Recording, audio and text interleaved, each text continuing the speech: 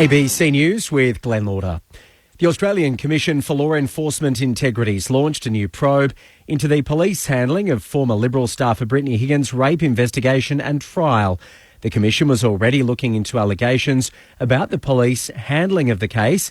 It's now confirmed another probe into allegations regarding an image from Ms Higgins' diary, which was used in reporting by the Weekend Australian but never tendered in court.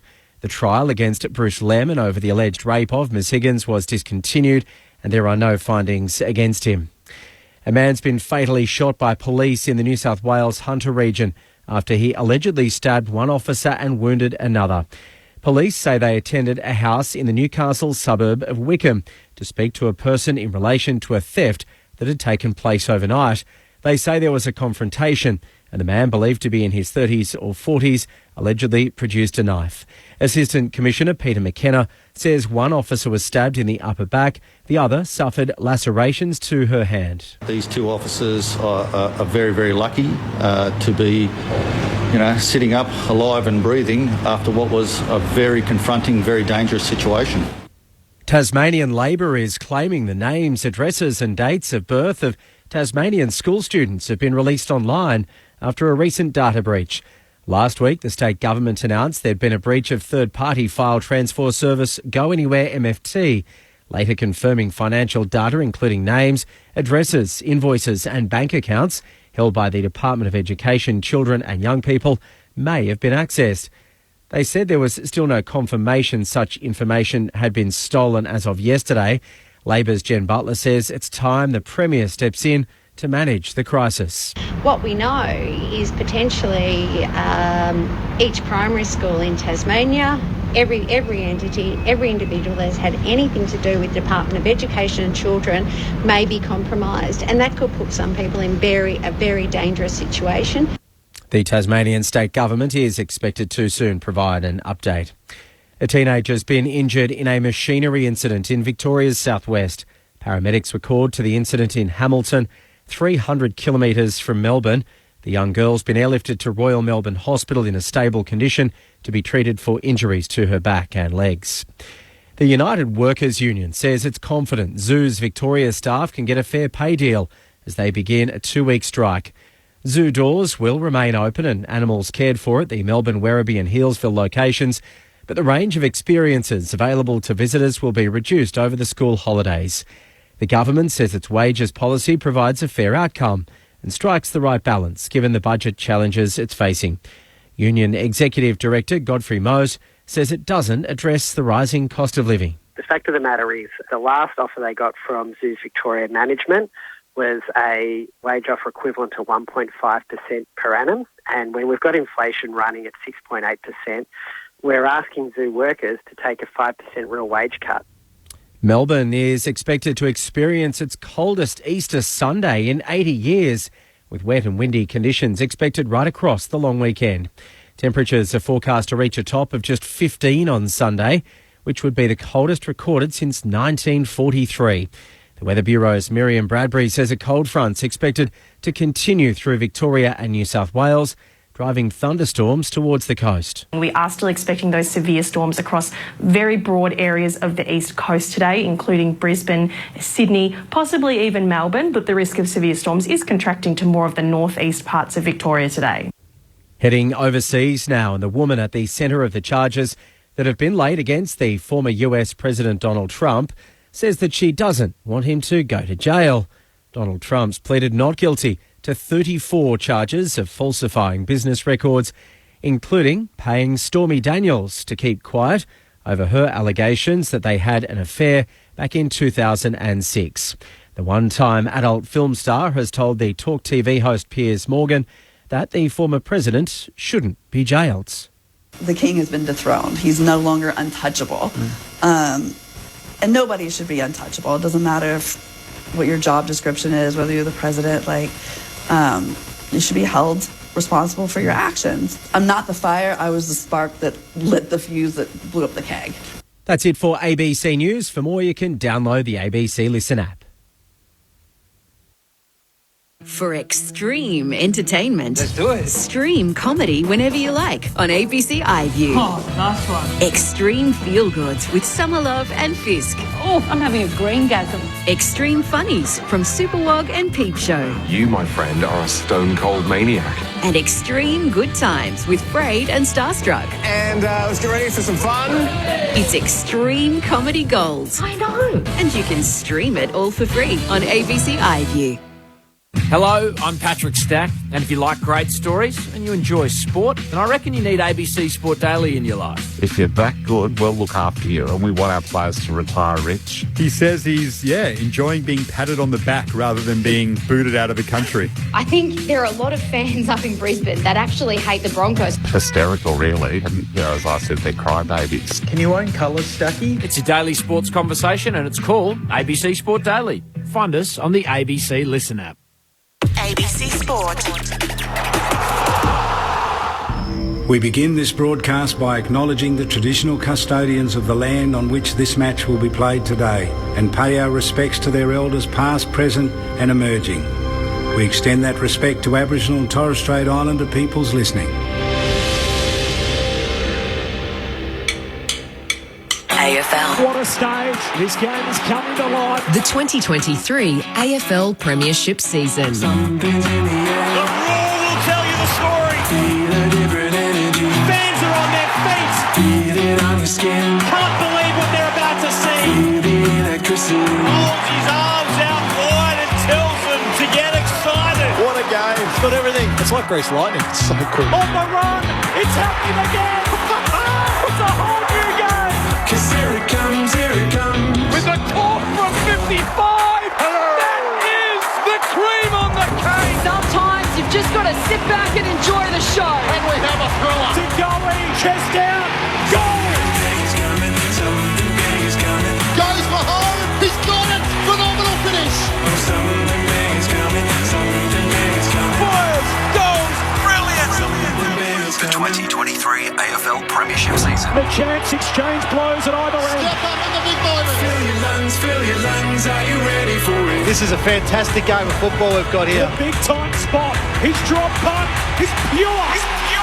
Here they come. What a finish. Oh, he's a star. What a game. Brilliant. He goes. He goes. Here comes the way of Nick Dacos. Gives it to Josh. They've got Dacos running through their DNA.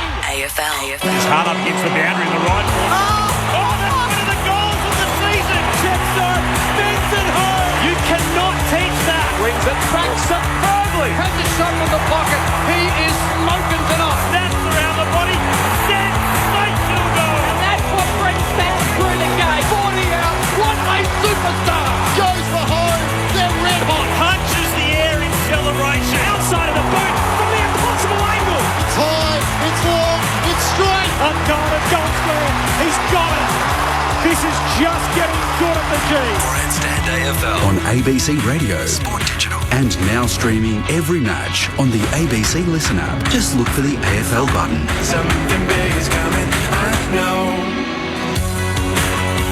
The 6th annual Good Friday Super Clash, and yet the game has not always lived up to the match's tagline. North Melbourne have lost the last 3 of these fixtures by an average of 84 points.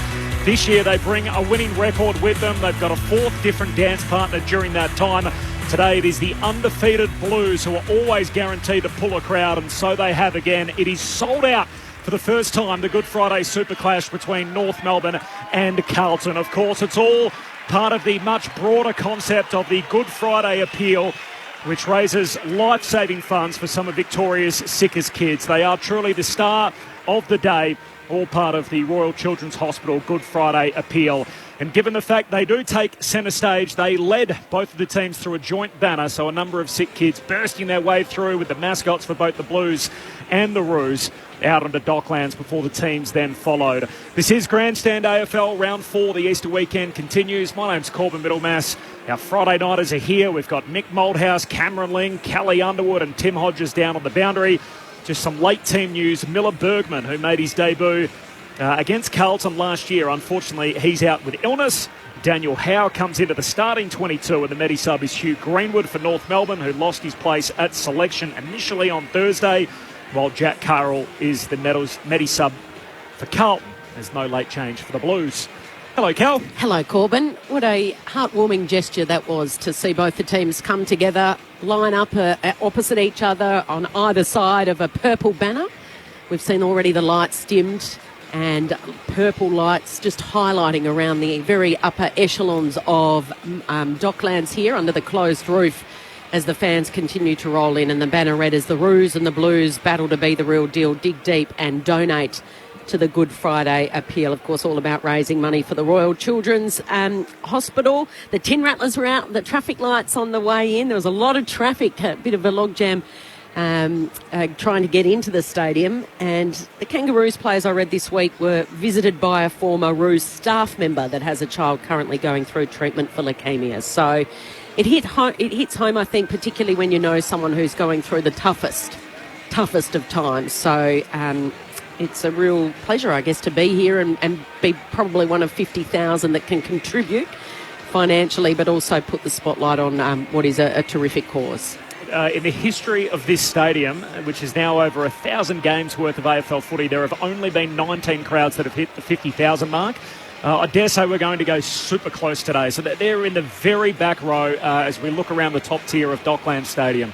36,000 last year against the Dogs, and as you said, the last 3 games of Good Friday have blown out past 50 points. I don't think that'll happen today. I've seen a little bit of the Roos already this season. They were flat last week down in Tassie after back-to-back road trips. But there's been a wonderful start under a new coach that most of us have heard of. Yes, absolutely. I've seen Alistair Clarkson already down on the boundary line sort of meeting a couple of the sick kids from the Royal Children's Hospital. I might just check in with Tim Hodges before we get to our grandstand AFL experts, and Hodgie's got a great view of everything that's happening down there in the front row. Good afternoon to you, Hodgie. Hi, Corbin. Hi, team. It's I've never seen anything like this before, that both senior coaches, Alistair Clarkson and Michael Voss, meeting, greeting, taking selfies, taking photos, signing autographs, just giving hugs to mums and dads and kids who are part of the Children's Hospital group that ran through the banner as they've all come off the ground. So today is so much more than just a game of footy. I know that's a cliche, but it really is, especially when you get up so close to the mums and the dads who have been through so much, and their youngsters who are probably having the greatest moment of their life running out on the footy ground in front of their footy heroes. Thanks, Hodgie. We'll come back to you just before the bounce. If you can donate, of course, times are tough at the moment. goodfridayappeal.com.au if you're in a position to do so, or you can call or text 1300 277 325. Our SMS number throughout the day. If you've got a story for us, so many of you have obviously relied on the Royal Children's Hospital, particularly here in Victoria at different times, and you want to share your story with us, we're more than happy to read it out. 0437 774 774, the SMS number. It is the Roos and the Blues. We're getting close to the bounce of the ball. Mick Moldhouse and Cameron Ling. Lingy, good afternoon. Good afternoon to you, Corbs. Good afternoon to everyone listening. And you're right, you two have both so eloquently spoken about the importance of today being much more than a footy game. But there is also a footy game going on, and a really important one for both these teams. So I can't wait to see the way this new North Melbourne team under Alistair Clarkson can handle what is probably, I'd definitely say their first big stage of this season. They've flown under the radar the different times that they've played. They've notched up those first couple of wins, which were terrific, but all eyes are on this game and how they handle it and how much they've improved against a good Carlton team. Yet to prove that they're a great or a very, very good Carlton team, but a good Carlton team that's got definite strengths up forward, a wonderful midfield, a really solid back line, a great matchup for Nick Larkey, who's been on fire for the Kangaroos. So it'll be a terrific game of footy. Mick, just before we hear from you, I did notice one thing. I wish I was this mature when I was 19 years of age. Young Ollie Hollands was part of both the teams running through the banner at the same time, has then broken away from his Carlton group, he'd carried out a pair of his boots, walked it over to a little kid who was part of the Royal Children's Hospital group who'd run through the banner beforehand or walked through the banner beforehand, went and gave those boots to that little kid, had a little chat to him, patted on his head, and then ran back out to be part of the warm-up. When I was a 19-year-old, I was so caught up in my own world and the fact I was about to play a game of footy, and I wouldn't have even thought to do something like that. So well done to young Ollie, just noticing him do that. It was outstanding by him. That is brilliant. Torb, how are you, Nick? I was about to throw one to you. Are we going to get a game that's going to live up to this mega event that's been created? Well, I hope so, because people are coming out to see this game. And it's good for North Melbourne. I think it's good for the kids. And then we look at down at just one step behind that. It's good for North Melbourne. I think this is probably where Mackay grabs his opportunity. He's kicked 2 goals from 3 games. Who would have thought that for a start off? Larky 12 up one end and Curnow 10 down the other end. So I know we all hope we have a good match, and I certainly do, but when you take off the hope and you look at the realism, then Carlton, unbeaten so far, admittedly just a little bit shaky at times, but still unbeaten. I suspect that they could take a piece of North Melbourne today and bring it back to reality. I hope it's close, but I just can't see 2 good defenders holding Curnow and Mackay. You go through the process of trying to pick who those defenders are. Can't find them. You can't find them. Well, Griffin Lowe would have been one of them, I reckon. And now he's not playing, and I don't know why they fought that, because under the new rules, that was always every 1 week. But it's really hard to say, outside of keeping the ball away from them. And let's face it, with Curnow, you've got to keep him away from 60 metres from goal, because he can knock them over from most places. They just seem to start to get a bit of belief in themselves, Carlton. Alistair Clarkson will have something up his sleeve, surely. Well, he would have had. He'd need probably Stephen Silvani and perhaps Verdon Howell and Barry Lawrence. If you don't know those, they're all fullbacks. Isn't it bizarre that the twins, Harry and Ben, 7 times in 7 seasons, they've never played each other. Never played his twin in 7 seasons, and today is no different. No. There's a conspiracy theory that it's only the one person, and they just like playing 2 games of footy each weekend. Oh, now you really confused me, Lingy. How about this for a bit of fixturing? So there's 3 sets. This is clearly an insight into how I spend my week. There's only 3 sets of twins in the AFL, right? We've got the Mackay twins, we've got the King twins, and we've got the 2 Davies at Essendon, and they're all scheduled to play at Docklands in 3 consecutive days. So it should have been Ben versus Harry today. It's not happening because obviously Ben's unavailable. Tomorrow it should have been Max versus Ben. There's no Max because he's injured. Into the ground, yeah. And then Jaden and Elwyn, who both play for the Bombers, Jaden's done his ACL, so he's not playing, and Elwyn Davey is. So we've only got one half of the twins for 3 days. You've got to get a life during the week. You've got to get a life, Can I add on to that? The 2... That's really go back sad. through history. The Wakelands... Yes. I played for different clubs, and of course Shane did his Achilles until we grabbed him from St Kilda. You got the Brown twins who both did their knees. I mean, when you've got twins, you see one go down, you should wrap the other up in cotton wool, because you just know they're from the same blood, same dynamics. History just keeps repeating itself. The midfield battle feels like every time we preview a game of footy, the midfield's so important. But given what you're saying about Curnow and Mackay, the 2-headed monster at one end, brittle defence, with Davies, Uniacke and Simpkin coming back into that lineup, it feels like there's a whole lot riding on North Melbourne's midfield today. And hasn't Davies Uniacke been outstanding so far this season? I mean, he's taken a big jump. Simpkin coming back in. He's just hard and tough, and you know exactly what you're going to get from him. Yeah, the midfield's everything in this game, because Mick's right. If Carlton dominate the midfield and they keep giving Curnow and Mackay that many looks at the footy, this will end up, what did you say the average margin was? 80-something points in the last 3 times. If the Carlton midfield is allowed to dominate, we will have that margin again, sadly.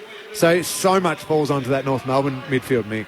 Well, I reckon the ruck work could be interesting too. You've got the old and the young. That's going to be a terrific duel. I know that Goldstein's in there because of an injury, but you can't deny his wisdom and the way he gets around the ground. So he could cause a little bit of problem too, because... He knows how to control the game over a long period. Doesn't need a lot of rest. So that in itself is going to be an interesting one. Mick Moldhouse and Cameron Ling in the second row. Our grandstand AFL experts, Corbin Middlemass and Kelly Underwood, calling the footy for you. The SMS number is 0437 774 774. The Blues in their traditional navy blue strip with a white monogram and the white shorts. And North Melbourne have a custom jumper for today to celebrate the Super Clash. It has both purple and green as an accent on the jumper, obviously to a little nod to the Good Friday appeal, which are the colours of the cause. It's got the big kangaroo logo in the middle with green trims on the arm and a bit of purple in the middle of the jumper. The toss has just been won by Patrick Cripps. They're going to kick towards the at Coventry End. Tim Hodges is in the front row of the grandstand. Hodgie, how are things at ground level? There's one young Kangaroo fan who got to toss the coin. He got a pair of Jai Simpkins boots, so he's absolutely thrilled, except Carlton won the toss, so he's filthy with himself. Just a word on the crowd. This crowd is massive. I've never seen so many people here at the Docklands out on the concourse. A real carnival vibe here for the Good Friday appeal activations. AFL confident we'll get 47,000 people, so it should be awesome. Super clash, super crowd. Let's hope we get a super game. The Blues and the Roos. You're with Kelly Underwood. Good Friday, good bounce, good palm down to Cripps, the Brownlow medalist, who racked up over 40 last week. Zerha then stole it, tried to barge his way through. Then he tackles illegally, surely umpire Cripps. And Cripps wins a free kick right in the bullseye. So Cripps got it first, Zerha next. And then Cripps gets it back with the first effective disposal. A high up and under, he skies it. Launching was Charlie, caught underneath it, Curnow. And now a chance, Doherty, Ed Curnow, back to Chera, wheels around, skies it again, inside 50, Harry's there. He's got 3 Blues to beat. It comes the way of Durden, who goes for home. And he misses. Yeah, crumbing that ball well, Carlton. Watching Harry Mackay, he had Jack Zeeble matching up on him at one stage there. Mackay is licking his lips right now. I wonder why. Yeah, he went to him at the bounce and Caw's gone to Charlie Curnow. Yep. Zeeble on the kick out, takes some ground and kicks along up to the city wing. Comben the target, knocked away from him by Young, spills down to Scott.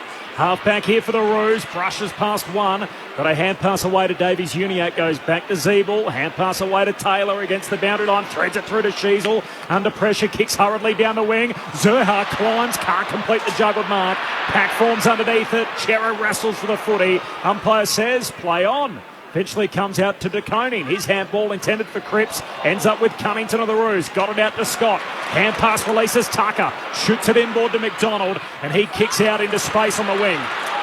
Where he's got Turner. He can release the run of Turner, who wheels around, goes into the left forward pocket. The launch was from Comden. Couldn't take the mark. Quick handballs come back to Shields. Short. Marking uncontested. Down there is Curtis. Brilliant bit of play. Taylor. Smart play. Really smart. No blazing away, trying to find the right target, and found him. Yep, the right target is the number 5, Curtis Taylor. Pretty much at the top of the goal square. Not much angle to speak of. Only having a set shot 25, 30 metres out. 3 goals from his 3 games so far. Lines it up and misses to the near side. That is a complete and utter misfire and miskick. Close to the man on the mark then, Cal. So it's a point apiece after the opening couple of minutes here. McGovern into the back pocket for Young of the Blues. He kicks down to Pittman and just edged underneath the footy by Goldstein. And the big man for North Melbourne takes the mark and high half forward, straightens up to Davies Uniac. He can just pump it to the top of the goal square. They come from all directions. Comben flies, no mark, spills down to Simpkin. Hand pass away to Scott, right forward pocket, kicks to the goal square and getting back Wiedering. Just punches it out of play and we'll have a boundary throw in. Left forward pocket for North. They're kicking to the Lockett end, or what they call here the Arden Street end of the ground. It probably depends on how far you want to go, but that's what they're saying. 3 minutes into the opening term, a point each for the Blues and the Roos. Spitting ball back into play. Goldstein got it down to Cunnington so much last week in Tassie. This time it's an old-fashioned jump ball with Chera. The umpire says we'll ball it up in the left forward pocket. Just going to say, Lingy, if North are going to bang the ball into Larky and think he's going to mark it with Wiedering down there, good luck. So this time it was Goldstein down to Zerha, but he's set upon. Down the other end of the ground, Carlton are really trying to stretch the Kangaroos. DeConing, Mackay and Curnow all in the last line of the forward line. Goldstein looking for Zerha again. He went to ground. He had a Carlton player all over him. The umpire says, no, it's not a push in the back. So we're just lurching from stoppage to stoppage deep in this left forward pocket at the northern end, only a few metres out from the Kangaroos' goal. Goldstein wins it in the air at ground level. It's all the Blues. McGovern got it up to Fisher. Kick was smothered. And it was smothered by the co-captain Mick in Simpkin, who they welcome back from suspension this week. I was going to say, that could work if it's in the air, but if it hits the deck, North will run that ball out. Absolutely. Mackay to Curnow, Bonner to Mackay in the early going from the boundary throw-in. One down Carlton's way. Here's Hewitt. Hand pass to Hollands. Took on the tackler, caught. Umpire gives him the benefit of the doubt. Hewitt mops it up. Hand pass to Wiedering. Kicks to halfback and Sard marks. She was lucky to get out of that, Hollands, as Sard chips down the wing to Curnow. Big Charlie takes the mark defensive side of the wing. Hits up his partner in crime, Mackay. Still outside the forward 50. De Koning v Zeeble. 70 from home, puts it into De Koning direction, forced to spoil, down to Durden in the box seat, front and centre, hands it back to De Koning, wild kick right to the behind line, and Scott's happy to usher it through for a behind. 15 love to Zeeble, Lingy. Yeah, that was a great spoil, wasn't it? So good. He's massively undersized. Oh, he's been awesome down back as well for the Kangaroos so far this season. But the three players, Curnow, Mackay and De Koning, all touched that football. Sheasel on the kick in, hits up Comden. Across half back, he goes for a little bit of a trot and then he gives it off to Taylor, who goes long down the line. Zerha in a one-on-one. Careful, really creative it was from Lewis. And then it goes back over the boundary line. McGovern was taken high. It'll be a free kick against Zerha. Jack Zeeble's giving up 13 centimetres and 13 kilograms against De Koning, but he won that one comfortably. Lewis Young it was, and Zerha in a little contest, and the Blues emerge with the footy. Short kick, McGovern to Young, and he's just going to poke the pass out of the defensive 50 to Doherty. Don't forget their ruckman back. Goldstein's got to play virtually behind centre, Lingy, to help out, I reckon. And that's where he is now. 6 minutes in, 2 behinds to 1, Carlton's way, as McGovern marks the footy, chips down the wing to Cripps, moves it on immediately to Sard, hand pass into the front half. There's O'Brien, steps around Davies Uniacke, kicks to Pettinet, and he marks 52 out at half forward. He's got a few streaming by him, thought about the hand pass. De Koning wants it long. Pettinet just puts it into the pocket. Charlie Curnow, the target, crashes into the North defence, spills down to Bonner of the Roos. To LDU, hand pass to McDonald, kicks out of the defensive arc. Taylor there in the one-on-one with McGovern. McGovern drops a mark he should have taken. Sard can mop it up. He retreats all the way back to Louis Young, who marks on the Logo City wing. He's going to kick further backwards to Wiedering. The back edge of the square. Former top draft pick looking to set something up here for the Blues. Flares it wide, back to Young, and now down the line where Sard's made a bit of space. Marks uncontested. Across half forward, he's got it. Socks down in those flashy orange boots. Assesses the options. Penetrating kick, into the pocket he goes, no one can mark it, off hands is Cripps, he weaves through traffic, he goes for home and he misses. It was a quick snap under pressure, trying to weave his way through a couple of defenders, couldn't quite steady and finish it off. So 3 behinds the Blues, 1 behind North Melbourne. Zeeble into Luke McDonald, marks in the back pocket, hands it back to Zeeble, hurried kick out of defence, and Wiedering able to set up on the halfway line and take the intercept mark for Carlton. It's an imaginary line in our game, of course, across halfway. 3 behinds to 1. Carlton's way, puts it straight back out the right half forward, and Mackay takes the mark on that channel at high half forward. He looks for Charlie, kicks it in his direction, he's got it. Leaping up in front of the pack, and Mackay and Curnow combine, as they have done a couple of times early in this fixture. We're 8 minutes in, and the Blues looking for their first goal of the game here. Superb team play by Corey Durden then. Yep. He just got across Charlie Curnow's opponent. Just as Curnow was first making his lead, didn't make it obvious, wasn't a full block. No, he just cut across his path, gave him that little buffer to jump at the footy and take the mark. So Charlie Curnow skips in to start the show for the Blues. He's put it through. Carlton with the first of the game. 1-3-9, North Melbourne 1 behind, an 8-point lead for the Blues after as many minutes on Grandstand AFL. Mick Moldhouse and Cameron Ling. Well, you can see the modus operandi here. It's Mackay will come out of the 50-metre line, be the relief mark. Curnow will stay back, do the leading. He'll come out, Mackay will drop back. De Koning will get in behind them. As you said in the opening second, Lingy, they're going to stretch the life out of North Melbourne, and it's already happening. When you look at the stats so far, it's only 1 goal, but if you look at how many times Mackay and Curnow have had the football, and De Koning's been in the play. Well, De Koning's that lurking threat, Yes. isn't it? That one tall has to try and get to. You've got to get to him, yeah. So I'm not sure. I'd almost be putting the ruckman back behind the play. Blues by 8 points. It's buzzing under the roof here at Docklands as a free as the bounce went up, and it's gone to Davies Uniacke, who gives it off to Powell. Pumps it inside 50. The defensive mark landing on the chest there of Nick Newman. Wants to give and go, and he does just that. They work it by hand. Out to Cowan, who goes short down the line, and he's able to hit up a teammate, and Newman goes backwards. And now all the way they retreat to Lewis Young. Wider still to Wiedering. They're thinking their way through this. It needed to be precise. Oh. And Luke McDonald has taken Harry Mackay high. And not paid, Cal. Unbelievably not paid. I mean, that is as clear as day. Four umpires. So right in front of the Blues bench it was. The kick went to Harry Mackay. He had his hands out ready to take it in front of his eyes. And Luke McDonald, with a spoil, collected Harry's head.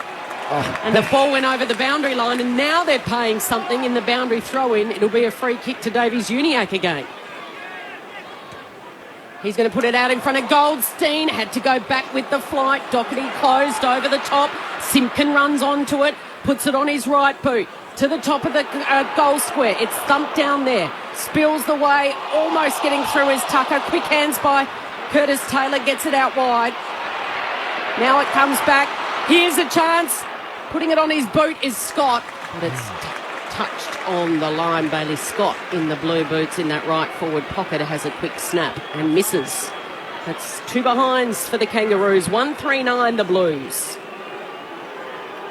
Miller Bergman are laid out for North Melbourne with illness, so Daniel Howe is in the 22. Hugh Greenwood is the sub for North, and Jack Carroll is the sub for Carlton. No late changes. Young marks the kick out, gives it to Sarge, just tried to chip it short to Hollands, didn't get to him. Spills down to Howe, kicks to the goal square, hands on it deep from Zerha, wanted a free, he's getting it. Just outside the goal square, 15 out. I know you can't do make-up free kicks or anything like that. But, I mean, if that one is paid, this one on the wing to Mackay just had to be paid. Zerha to get North going. Snap through their first of the day. Carlton 1-3-9. North Melbourne 1-2-8. It's the Blues by a point. A little bit of the rub of the green just going the way of the home team, the Roos, through the first 12 minutes. More from Nick and Lingy in just a moment, but first downstairs, Tim Hodges. Corbin, just keeping an eye on Nick Larkey. He was asking for help from the doctor. The doctor went out to him and he has brought him to the bench. It's like it's the left-hand side, so it's either rib or hip that he's unbelievably uncomfortable, and he's now being looked at by the doctor and the physio down here on the bench beside me. Oh, that would be a massive blow. It's more the groin where the doctor was. It's around that hip sort of adductor, maybe. Yeah. Mick, I've got one. I love Adam Sarden, the way that he's improved his game over the last 2 years. I've got one pet hate. Oh, yeah. Calling for the ball, running on his right foot. That's just a stat, near isn't the it? boundary. And he's given the ball away. Yeah. Yep. I absolutely, totally agree with you. Blues by a point. It's a goal apiece. Goldie rises high, but it's the Blues at ground level. Doherty comes in, a hip and shoulder from Cunnington. The ball spills free. It wobbles to centre half forward. McGovern with a fumble at 7.5 back, rather. He tries to go with a handball. Cunnington's stolen it. A little bit of an up and under. Doherty had it. Fumbled it. Pressure pack footy at the moment. Little underground handball. Can't quite pay off. It's Fumble City. This is Paul Curtis getting it out to Powell. Powell goes wide. Scott again. He had a shot to snap and a miss from here. This time he handballs it. Bungs brings it back to Zerha. Zerha goes the banana. A banana for a miss. A banana for a point. Couldn't quite make it. A goal in each pocket within a minute. You called that well, Cal. That was Fumble City at centre half back then for Carlton. They've got to be cleaner. Mainly Scores level after 14 minutes. Young trying to exit defensive 50. Finds Aiden Corr, the North Melbourne defender, on the wing. He takes the mark. The crowd getting involved in the opening quarter here. Scores level as Corr just bangs it deep inside 50. Combin leaps for it. Spills front and centre. Turner jams it on the boot. Stevenson marks on the behind line. All over him at the moment. They're better at the ground level. They're really cleaning Carlton up. when it's open, it's okay for Carlton, but then the tough stuff, North are doing very, very well. Similar goal from the other pocket to start North Melbourne's night. Stevenson to make it 2. Maroons hit the front for the first time. 15 minutes in, they kick a couple on the bounce. North Melbourne 2-3-15, Carlton 1-3-9. 15 minutes in on Grandstand AFL. The Good Friday super clash for the Royal Children's Hospital Good Friday appeal. North by 6. I gave a pump up to Ollie Hollands before the game for his beautiful gesture with one of the kids, but he will not like the look of that tape. When Kane Turner picked up the ball for North Melbourne, Hollands had ended up 10 metres on his attacking side of Jaden Stevenson, and it's in North Melbourne's forward line. You have to get your starting point right as a winger there. Start defensive side if it's inside the defensive 50, and then look to run and attack from there, not get on the other side. And Stevenson snuck in behind. Easy chest mark, easy goal. Seen a lot of that this year for a lot of sides. Very aggressive offensively, no defence. Kangas skip in front, Goldstein again, but straight down the throat of Fisher, who throws it on his left boot. Zeeble almost in the air, he wins a free kick. I think Larky's going to come back on again too, Kel. Oh, that's good news for Kangaroos fans, thanks Mick. So Zeeble combines with Tucker, and now to half back where Daniel Howe is meant to be the sub, but he got activated because of Bergman out late as Goldstein rises high and takes a mark in front of McGovern. Right in front of the interchange gates. He's been ordinary, McGovern. Really ordinary. And Goldstein's been good. Overlooked in round 1. He's back in there and he's really having a say. That kick has gone to a pack, and the player at the back of that pack in Lewis Young has taken a mark. He's a much improved player, the Blues defender. Young goes back by hand to Newman, just easily steps around Comben, gets back on his preferred left foot, kicks to the wing. Hewitt flies and takes the juggled mark. A busted hand, playing through it, and a nice mark there in front of a few players behind him. He retreats back with the kick to Young. So they had Pitnet, De Koning and Mackay down the line, and they went backwards. I reckon kick it to one of those three. They're all together, they'll work together. They'll mark the footy. Young's happy to go with the contest kick up to the wing, dock side, and there's De Koning right on cue. Lingy takes the towering mark for Carlton. Tom De Koning sends his kick down to half forward to another lefty. Mackay leaps for it, no mark. Clean pick up Core, but runs straight into Silvani. Tackle dispossessed. Zeeble extracts it to Bonner by hand to Tucker. Hand pass to Howe. Dishes it off to Zeeble. Kicks hurriedly to half back, and Simpkin. Hugh Clarko's going to enjoy coaching Zeeble. Zeeble's really set himself, hasn't he? Oh, the big fly from McGovern in the centre of the ground. And it's too late, Mick, and he got into the back of his opponent. A free kick to the Kangas in Davies-Uniacke. Yeah, he just gets better, McGovern.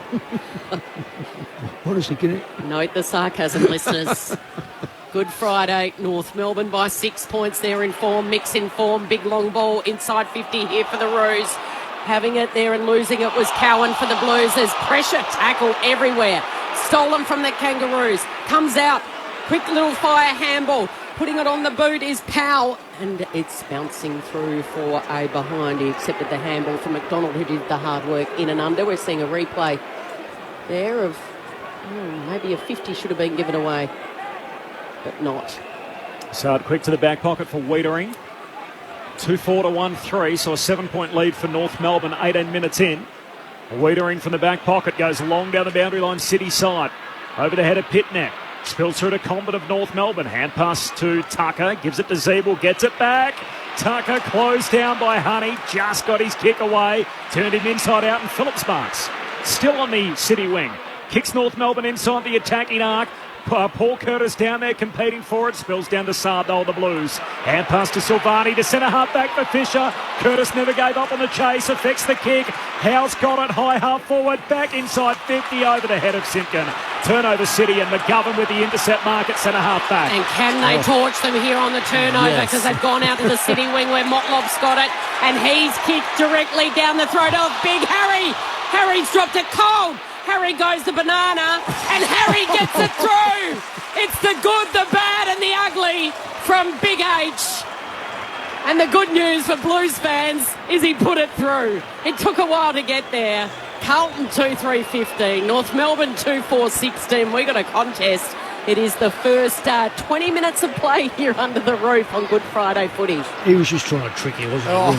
I mean, Just for those that are listening, he saw De Conning run to the goal square, so he went to play on, changed his mind to get around the man to mark, dropped the ball, and then bent over, picked it up, and then did a boomerang through. Little banana under pressure. Yeah, you're right. And, Mick, I understand why you went a bit crazy in the coach's box every now and then when players do stuff you like do. that. I'm glad you recognise that, Mickey.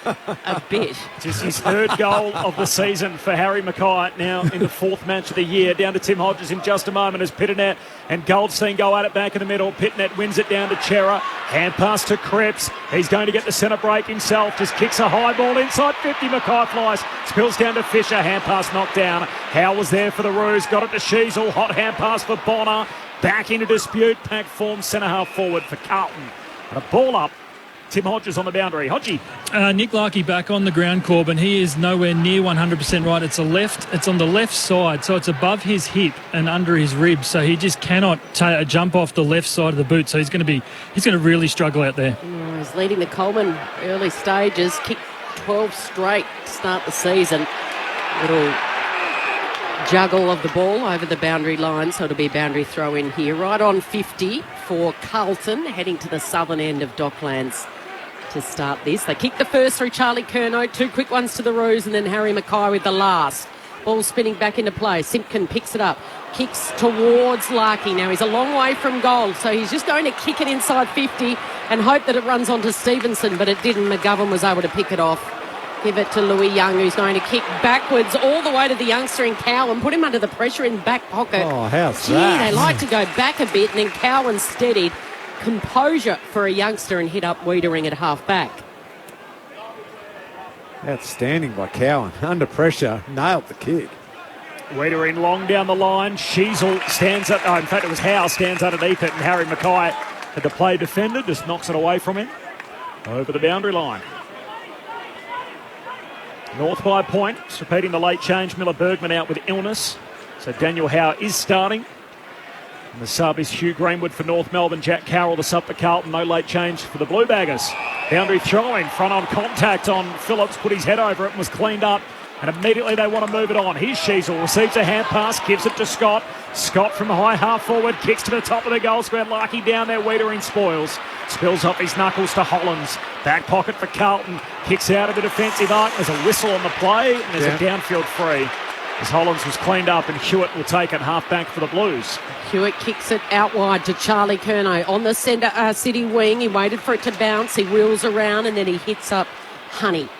Honey goes long and strong. Jack Silvani waiting at the back is Durden. He's beaten to it by Sheasel. Cunnington hands back to Zeeble. They share it around. That's fantastic by the Kangaroos defenders. To Tucker, who played his first game for the Kangaroos last week down in Tassie.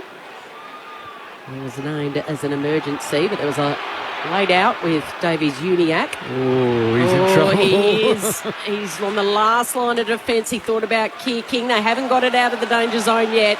The kick came wide to Goldstein. It was an awkward half volley, bounced up in his face, and then in the end he was happy to see it over. It'll be a boundary throw in 50 metres around from Carlton's goal. Carlton had 4 of the first 5 scores. North Melbourne kicked 2 in a row, hit the front, led by 6 points, and they still lead the game by just a solitary point. Competitive start from the boundary throw-in. Davies Uniacke gives it to Cunnington, kick smothered, spills to Durden, hand pass to Motlop, tackled as he kicked, and the ball just skews up his boot out to Tucker. Hand pass to Scott, back pocket. Still a few nervy moments for North. Short kick to Davies Uniacke, and he marks at half back, goes down the line to Turner. And he takes the mark. Still on the defensive side of halfway, pulls the trigger inboard, can't get over the head of Pitternet, got a hand on it, falls down to the Roos though of Cunnington, hand pass to Goldstein, to Davies Uniacke, by hand through the middle of Docklands to Core, links up with Tucker, kicks to half forward and Taylor marks. In the end they work it out well after that daring kick back into the corridor. See, Davies Uniacke's a smart footballer with his running patterns, Mick. He was involved here down by the boundary, then ran a nice pattern through the middle of the ground, just ended up in the right spot. Neat ball user, really turning into a high-quality player. Got better and better every year. Yeah. 9 possessions so far. Well, max 20 votes from the coaches in the first 2 rounds. Davies Uniacke, this is Curtis Taylor on the set shot. It's right to the goal line. Gee, they all compete right next to the goal post. There goes a goal. And I think this is going to count. This is going to be Another one for the Roos and Curtis Taylor with his first of the day. The umpire's call is a goal. That's a goal, all right. Yeah, the Blues have touched it, but it's over the line, and Curtis Taylor is going to kick North's third. There's plenty of support for North Melbourne in the house. And the roar around Docklands gives you a solid indication of that. 4 points. 3-4-22. Carlton 2-3-15. It's the Kangaroos by 7 as we tick towards quarter time. Well, he used the rule, Yeah. the lamppost rule, where the player cannot move. He got next. I thought he was going to kick it in, but he was a metre away from him. Got Scott past him before the umpire called play on, and you get the extra yard. Mick, I'm always confused why the tallest and best running jumper is running with the flight of the ball instead of coming at the ball. Almost starting at the fence line Yeah. and launching at the ball. Because was it Pitnet, I think? Well, you've got to remember they're ruckman. Just remember that, Liam. It'll get there eventually. My mistake, sorry. Mick Moldhouse, Cameron Ling. There's been a few early sledges from Mick today. No, just grumpy just because facts, it's just Easter. Facts, just facts. No? Okay. North by 7 points. Maybe it's because Corbs didn't bring the Easter egg. Back in the centre. Oh, chain of quick handballs before Doherty's run down. Blues used it quickly, but Doherty wins the free. Trip. And therefore, the former co-captain gets the free kick inside the centre square. Short to Sard he goes, and it was a sideways kick. Oh, Mackay wants it. And Sard, look at that left foot bullet, goes in that direction. De Koning came out late, caught one high. Motlop, when it hits the ground, gets busy, but Bonner was there, picks up the Sharon, and then just quickly in a panic state handballs it over the goal line. 3-4 behind. So Carlton 2-4-16, North Melbourne 3-4-22. 2 minutes left before quarter time, and what a quarter, what an atmosphere under the closed roof here so far. Zabel on the kick out to Howe, marks back pocket, short kick to Taylor. Half back for North Melbourne. We're in their specially designed Super Clash jumper with the big kangaroo logo in the middle, predominantly in the royal blue as you'd expect, with just a little touch of green and purple as well for the Good Friday appeal. They work it up to the wing through the hands of Sheasel. Hand pass inboard to Davies Uniac. One hand pass knocked down as a second go. Gets it back to Sheasel. Hand pass to Powell. Chips a kick to centre half forward. Bounces its way through to McGovern. Clean pick up. Centre half back for the Blues. Hand pass to Doherty. Fires a kick to Mackay. Marks logo on the wing. Mackay wants to play on quickly, and he does. Taking the mark uncontested is Durden, but he's too far out to score. Blues fans are telling him what to do. They're saying, go for Charlie, go for Harry. He instead just skirts the perimeter, goes short to Fisher. Fisher now with the high bomb, top of the goal square. Harry launches from the side, got a hand to it. Now Taylor's on the bottom of this pack. Still, it could be squirted out. Luke McDonald. De Koning's on top of McDonald. Umpire says it'll be a ball up, top of the goal square.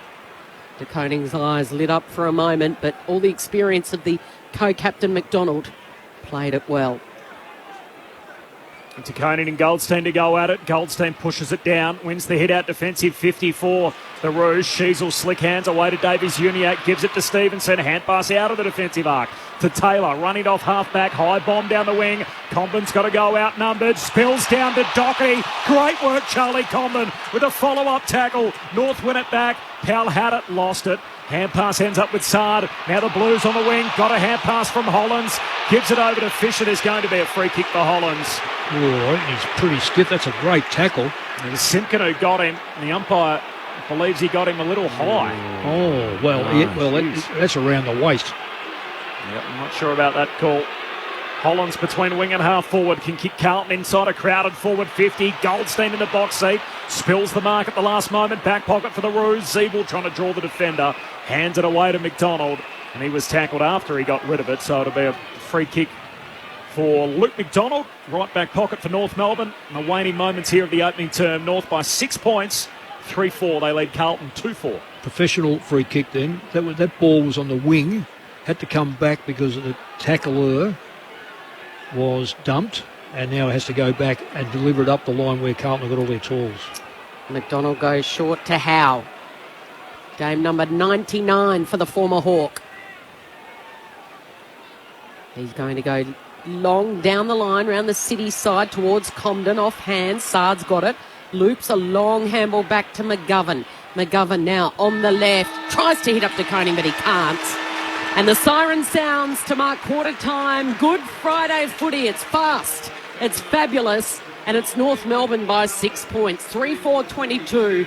Carlton 2-4-16 in front of a full house here at Docklands. Wonderful atmosphere. The goal kickers, Charlie Curnow kicked the first of the game, and Harry Mackay kicked the last of the game. And for the Roos, Zerhart, Stevenson and Curtis Taylor. Brilliant start. Let's hope it goes the distance. Huge crowd in for this one.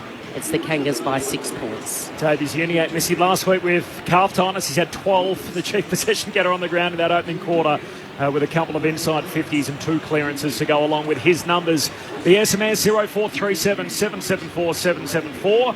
Listening from Perth, because the game isn't on free-to-air, of course. You'll get the 2 West Australian games there this weekend with the Dockers and the Eagles both to play across the weekend. Thanks for the great coverage of this very important game. It's nice to hear from you. Please attach your name and where you're listening from, as well as part of the messages. Like Rob from Montmorency says, where is Carlton's run and pressure? Playing down to North's level, so a little backhander to North to catch on the way through. And from Marcus in South Melbourne, happy Easter all. Great match this. How many current and former captains are playing today? I've spotted about 6 of them. Of course, with Zeeble previously captaining North Melbourne, he's now no longer the captain. You mentioned Doherty as part of the call at one stage, Cal. We might just... Cripps, Simpkin, McDonald then as the currents. That's 5. That's 5. See if you can give me one more, Corpse, because I can't. We'll have a think about it. The thoughts of Cameron Ling and Mick Moldhouse back in about 30 seconds on ABC Radio, News Radio, Sport Digital, and now streaming through the ABC Listen app. This is Grandstand AFL. With the ABC Listen app, you can take the footy with you wherever you go. Off to walk the dog? Take the footy. Going camping? Take the footy. Picnic in the park? Take the footy. ABC Sport's expert coverage of the AFL. Incredible grab. And the NRL. Every goal, try, mark and tackle. Live and commercial free. So whatever you're up to, take the footy. Take the footy with you on the ABC Listen app. Grandstand AFL. Now streaming every match on the ABC Listen app. Look for the AFL button. Puts it straight back out the right half forward of Mackay. Takes the mark on that channel at high half forward. He looks for Charlie, kicks it in his direction, he's got it. Leaping up in front of the pack. And Mackay and Curnow combine. So Charlie Curnow skips in to start the show for the Blues. He's put it through. Carlton with the first of the game. Gives it to Sard, just trying to chip it short to Hollands, didn't get to him. Spills down to Howe, kicks to the goal square. Hands on it deep from Zerha, wanted a free, he's getting it. Just outside the goal square, 15 out. Zerha to get North going, snap through their first of the day. Coleman leaps for it, spills front and centre. Turner jams it on the boot, Stevenson marks on the behind line. Similar goal from the other pocket to start North Melbourne's night. Stevenson to make it 2. Maroons hit the front for the first time. Gone out to the city wing where Motlop's got it, and he's kicked directly down the throat of Big Harry. Harry's dropped it cold. Harry goes the banana, and Harry gets it through. It's the good, the bad, and the ugly from Big H.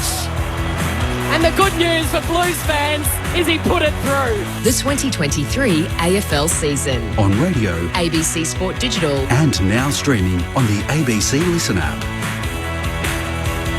3-2. It is North Melbourne who lead it. 3-4, Carlton 2-4. The Good Friday Super Clash under the roof at Docklands in front of a bumper crowd. North Melbourne by 6 points. The thoughts of our Grandstand AFL experts, Mick Moldhouse and Cameron Ling.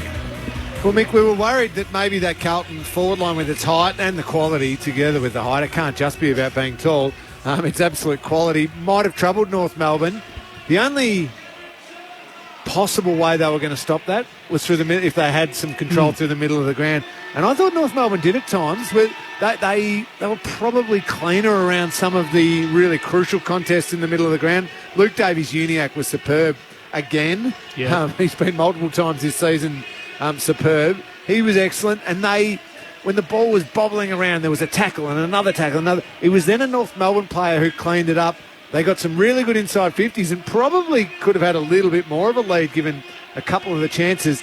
The times Carlton did look good, though, was when it was Curnow and then to Mackay, De Koning lurking, or any combination of that open down the ground. Yeah. I was interested there. It was part of the play, so I couldn't say anything, but there was a passage of play right in front of us where Carlton brought the ball in there and they had an open forward line, but they went short, and in that meantime, by the time that ball went short, Goldstein was able to get in behind, and the next ball that went in, Goldstein intercepted it by either, I think it was by a fist. Yep.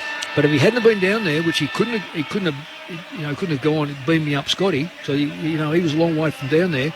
Carlton moved the ball far too slow into an open forward line and backing their forward. And Jack Zeeble has been superb in that first quarter. He's often the one who's caught undersized. So what you're saying is if you go quick, as good as Zeeble is, eventually they're going to start marking it on him.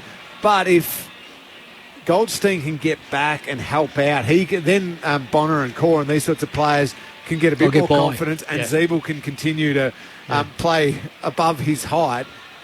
Carlton have got to be faster when they do that. The North Melbourne midfield, though, they've got to keep it up. I love the fact Zerha started in a couple of centre bounces, charged through, still going forward and looked dangerous. And watching Sheasel live at a game for the first time, Mick, I get it. I get what all the hype was all about. Right. He just finds it and has time. First year, fourth game. Yeah. Fourth game. Now we're looking at McGovern getting looked at by the trainers. That doesn't surprise either. But anyway, Sheasel most disposals of any player in AFL footy after 3 rounds, with a hell of a start to his career, and he's had 9 already in the opening term. Carlton trail by a goal. They win the centre break, though, to start the second term as Pitternet grabs it out of the ruck and then just hacks it forward out to half-back for the Roos. A hurried kick from McDonald, back down the wing, collected by Powell. He's tackled, taken to ground. We'll have the ball up on the City wing. Down to the boundary, Tim Hodges. Hodgie. Mick spotted that. Mitch McGovern had his right thigh worked on during the quarter-time break. He's had it heavily strapped. The doctors and physio have been with him. He will return to the field, but doesn't look quite right. Thanks, Hodgie. From the restart, Carlton win it as Fisher the 1-2 with Cripps. Bit of fishing. Cripps happening, I'm sure, a lot around the country today. As Fisher, for some reason, decides to try and play on. Turned it over. North back the other way. As Simpkin got it out to Taylor, kicks a high bomb into open forward 50. Wiedering a one-on-one with Larkey, spills down underneath Curtis. He tried to soccer it away to Comben as a free kick. It's going to go Wiedering's way as Curtis makes contact with him. In fact, he tackled him down when he didn't have the ball. So free kick for Wiedering, back pocket. North lead the game by 6 points a minute into the second term. Larkey's going to lead on Wiedering. He's got no hope of going one-on-one. Wiedering is one of the best spoiling players in the competition. So to stand there and just think he can mark everything, that's not going to work. Wiedering goes down looking for his captain in Cripps over his head and over the boundary line. So a throw-in on the City side of this stadium. Marcus has followed up on the SMS about the captains in the game. I'll bring you that in a moment. Goldstein takes it one-handed and then tried a little give to Cunnington. It was too hot for him, overcooked it. Now Cunnington goes back and wins it. Handballs all the way to Curtis. Taylor turned around, ran into a brick wall. It was a good tackle by Cowan. Now it's Pilson. Zerha! Zerha with the fend off. That is an absolute cracker. On Chera. And it was too high. It wasn't a fend off. It was almost a face plant he did put into his hand. He put his whole hand into Chera's face and just about knocked his head off, Mick. We don't laugh about it, but that was just a little high, one might say. Sard with 3 touches in the chain in the defensive 50 as they switch play out to the dock side, and Young takes the mark, goes short to O'Brien. Marcus off the SMS, he's chucked in Goldstein and Cunnington, which we did debate that, but if they did captain, it was only on a sort of once-off basis, not as the full-time skipper. As Newman takes the mark, defensive side of the wing, hits up Motlop, marks at half forward, goes long to the goal square. Mackay down there, roads out the back and pops it through for his second. He'd kicked 2 goals in the first 3 weeks. He's got 2 inside the first quarter and 3 minutes tonight. Carlton draw level again, 3-4-22 apiece on Grandstand AFL as Harry Mackay becomes the first multiple goal kicker in the game. So when that went down there, the long high kick, Mick, it was 202 centimetre Pitnet and 200 centimetre Mackay against 190 centimetre Aidan Bonner. Yeah, but defensively, even before that, bad defence virtually from this wing to the next kick that found, I think, Motlop. No one was on him. And then to have a midget against two big players and no one behind them. It wasn't as if Mackay marked it. He crumbed it. That was like one of the grade threes has stumbled in the kick-to-kick of the grade sixes. That one. That's right. But the thing was, we expect him to mark everything. He was crumbing them. All level. We are at early stages. Straight down the pit net. Gave it to Chera. Chera goes long. No one can take it in the air. Harry comes in. Applies a tackle on Tucker. Harry's hungry today. Mackay with 2 goals. He trudges back towards the goal square. 40 metres out from the Blues goals. De Coney down to Simpkin. Simpkin's kick was ricocheted and it was thumped forward by O'Brien all the way to Zeeble. Zeeble now goes long. Closing late up over the top was Young. O'Brien can't control it. He hits it at full pace right in front of Tim Hodges downstairs. Hodgie. It is right in front of me, Kel. Hey, serious concern now with Mitch McGovern. They've strapped that right thigh. They've put him on the spin bike to try and get the leg moving. He's still not happy, so they've taken him down into the room. So there'd be genuine doubt on whether he can return. That's Mitch McGovern for the Blues. Pittner assumes front position on the boundary throw-in. Gave it straight down to Fisher, who gave it to O'Brien. O'Brien's kick, he was pushed after he kicked it. And a free kick going the way of the Kangaroos because it was out of bounds on the full. Great pressure by Ben Cunnington. Just that last little effort. Got to O'Brien on his preferred left foot too and affected the kick enough to put it out in the full. Well done. Here's Darcy Tucker to take the free for North Melbourne. Sends a kick to a contest at half forward. Cunnington's got to go. Got hands on it. Spills to Pitternet of the Blues. Hurried ball back down the wing and McDonald, the co-captain for North, takes a strong mark. Logo broadcast wing. Oh, kicks an ugly ball down to half forward. He was met by Motlop coming in from the side and in the end receives a fortunate free kick. It's going to be downfield. And Zurhaar's going to take it. The man on the mark, 52 out. And Ken Zurhaar can give him a whack. In the end, he's just going to lay it up to the goal square. It travels right to the line and it's hopped through off hands. Jack Silvani knocks it through. Off a step. Was it the right decision? Yeah. Well, this is where the lamppost rule, he should have utilised that. He should have had a shot. Yeah, if that's a half kick. If he had gone next to the man, he would have made that. Yeah. North by that point, 5 minutes into the second. So the Blues through Newman, down the line. Oh, wonderful strong mark. That is leadership. Luke McDonald had to beat 2 Blues in the air. He launched from the side and he's taken a strong mark at half back. And then he kicks backwards to Zeeble. Yeah, this gets him into trouble though, because they've now got to make the play. And he wants to use the corridor. He doesn't like any options, so he does a U-turn. He comes back out to McDonald, who hasn't moved. Half back of the broadcast wing. Oh, he made it really tough there for Shields. Coming in with Stevenson. He went and got it because a couple of Blues players went to ground. Now Shields, he's tackled to the turf. Umpire hasn't blown his whistle. Fisher pounces on it. A give and go with Cripps. Back to Fisher right in front of the interchange gates. McDonald's there. He's happy to see it over. And there's that leadership again from the co-captain. And a messy passage of play. It'll be a boundary throw in right in front of Alistair Clarkson, who's roaming the boundary. We know he's learnt from Ange Postecoglou, Steve Kerr, the coach in the NBA of the Golden State Warriors. He wants to coach from down and he wants to be vocal. Boundary throw in. A little tussle. O'Brien can't break clear. Wonderful tackle. They're tackling well, North Melbourne. Yeah, really wrapping him up with Shields. That's 250-odd games of experience in that tackle. 3-time premiership Hawk back with his old coach. It's a bit of going up here to where Goldstein is. Just have a contest on this flank. North by point, 7 minutes into the second term. Shields a high bomb to half forward. Comben got hands on it. Spills down to Young of the Blues. Half back flank. Hand pass to Newman. Hands it out wide to Sard. Against the boundary lines. Dock side as he kicks out in front of Cripps. Got McDonald with him for company, and in the end, the 2 captains scrap as the ball ends up out of play. Oh, he does a Stephen Cornelio, does well, Patrick that's Cripps. right. That's exactly right. Paddy Cripps answered the question. Yeah, I think he was asking, is it a free kick if I get mugged on a footy field? I think the answer to that is yes. coming off 42 last week. He's involved again here, Cripps. Got the hit out from Taconi, hand pass back into congestion, comes out North's way. Stevenson hands it to Goldstein, kicks across the ground, Tucker marks. Back edge of the centre square. Mitch McGovern back on the ground, by the way. Hodgie noting at that boundary throw-in. So Tucker flares it wide. He kicks sideways where taking the mark is Scott. Wants to use the corridor, and he does. He gives it back to Tucker. Tucker was the sub last week for the Roos.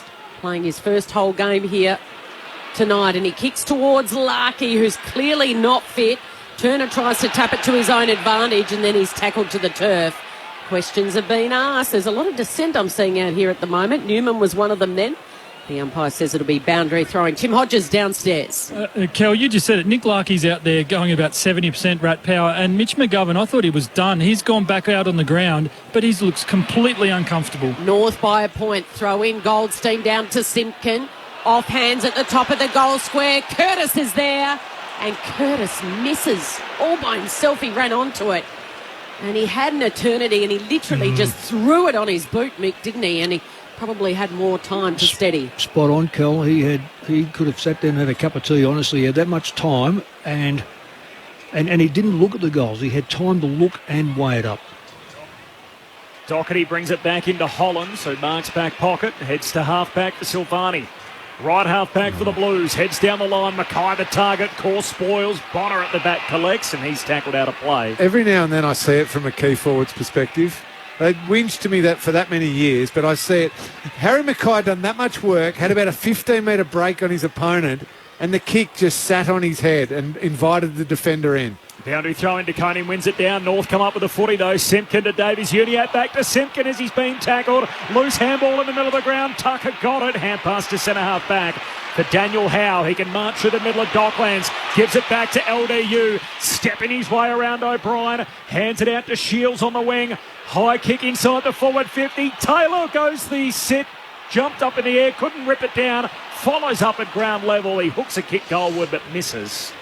Across the goal face, he jumped in a pack of about 5 or 6 Curtis Taylor and a behind. So North just creeping their lead forward. So they're up by 3 points, 3-7 to 3-4, 11 minutes into the second term. Every now and then, Mick, I see a bizarre thing on the field. I see Zach Fisher out here wanting to stay in a structural position. But all he had to do was go at the ball and pick up the footy, and it was his ball. It was weird. Sard into the pocket for a bounce and then long to a contest.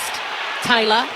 Quick handball out, rather it was Curtis, and then a hurried kick, a 2-on-2, top of the goal square, and a free kick. Is it play on advantage? No, it's a Blues free kick. It's coming back, and is it 50? Should be. So it was 2-on-2, and one of the two was Lewis Young. He wins the free kick.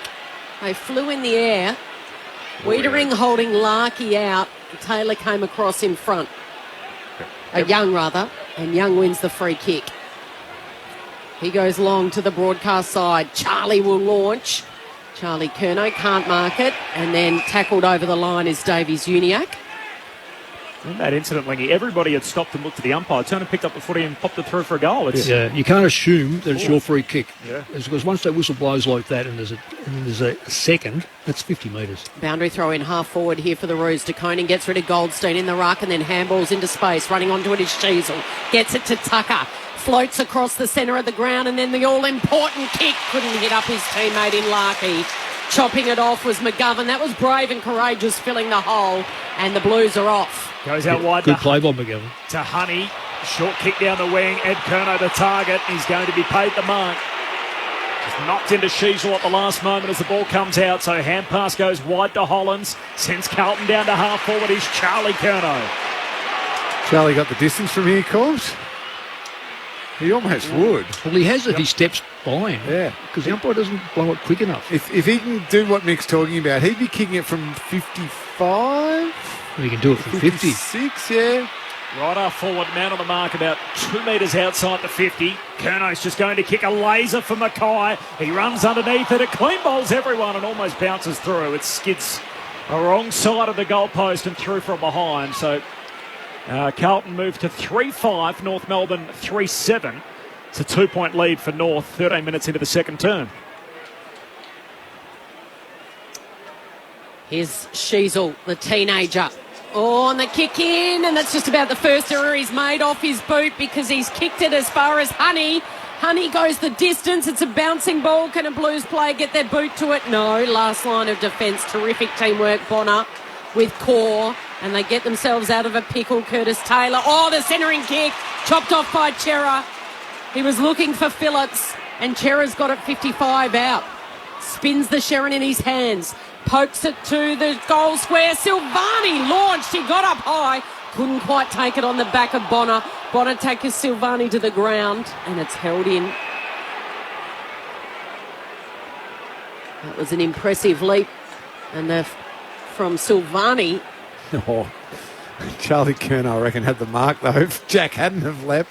Kangas by 2 points. Goldstein grabs it out of the ruck, kicks to half-back. McGovern gets rid of his direct opponent, wins it for Carlton. Ugly kick inside 50. Ed Curnow, hot handball to Chera, through traffic, kick smothered. Still alive footy, centre-half forward for the Blues. Chera grabs it, he's taken high. Oh, wow. Curtis Taylor, his opposite number, lays the tackle. The ump said it's over the shoulder. And a free kick for Chera in goal-kicking range, left half forward, 45 out. That's leading with the head, isn't it, Nick? Absolutely. Trying to draw the free kick. Yeah. Even then, it wasn't. You've got to look at where it is. It's not over his shoulder.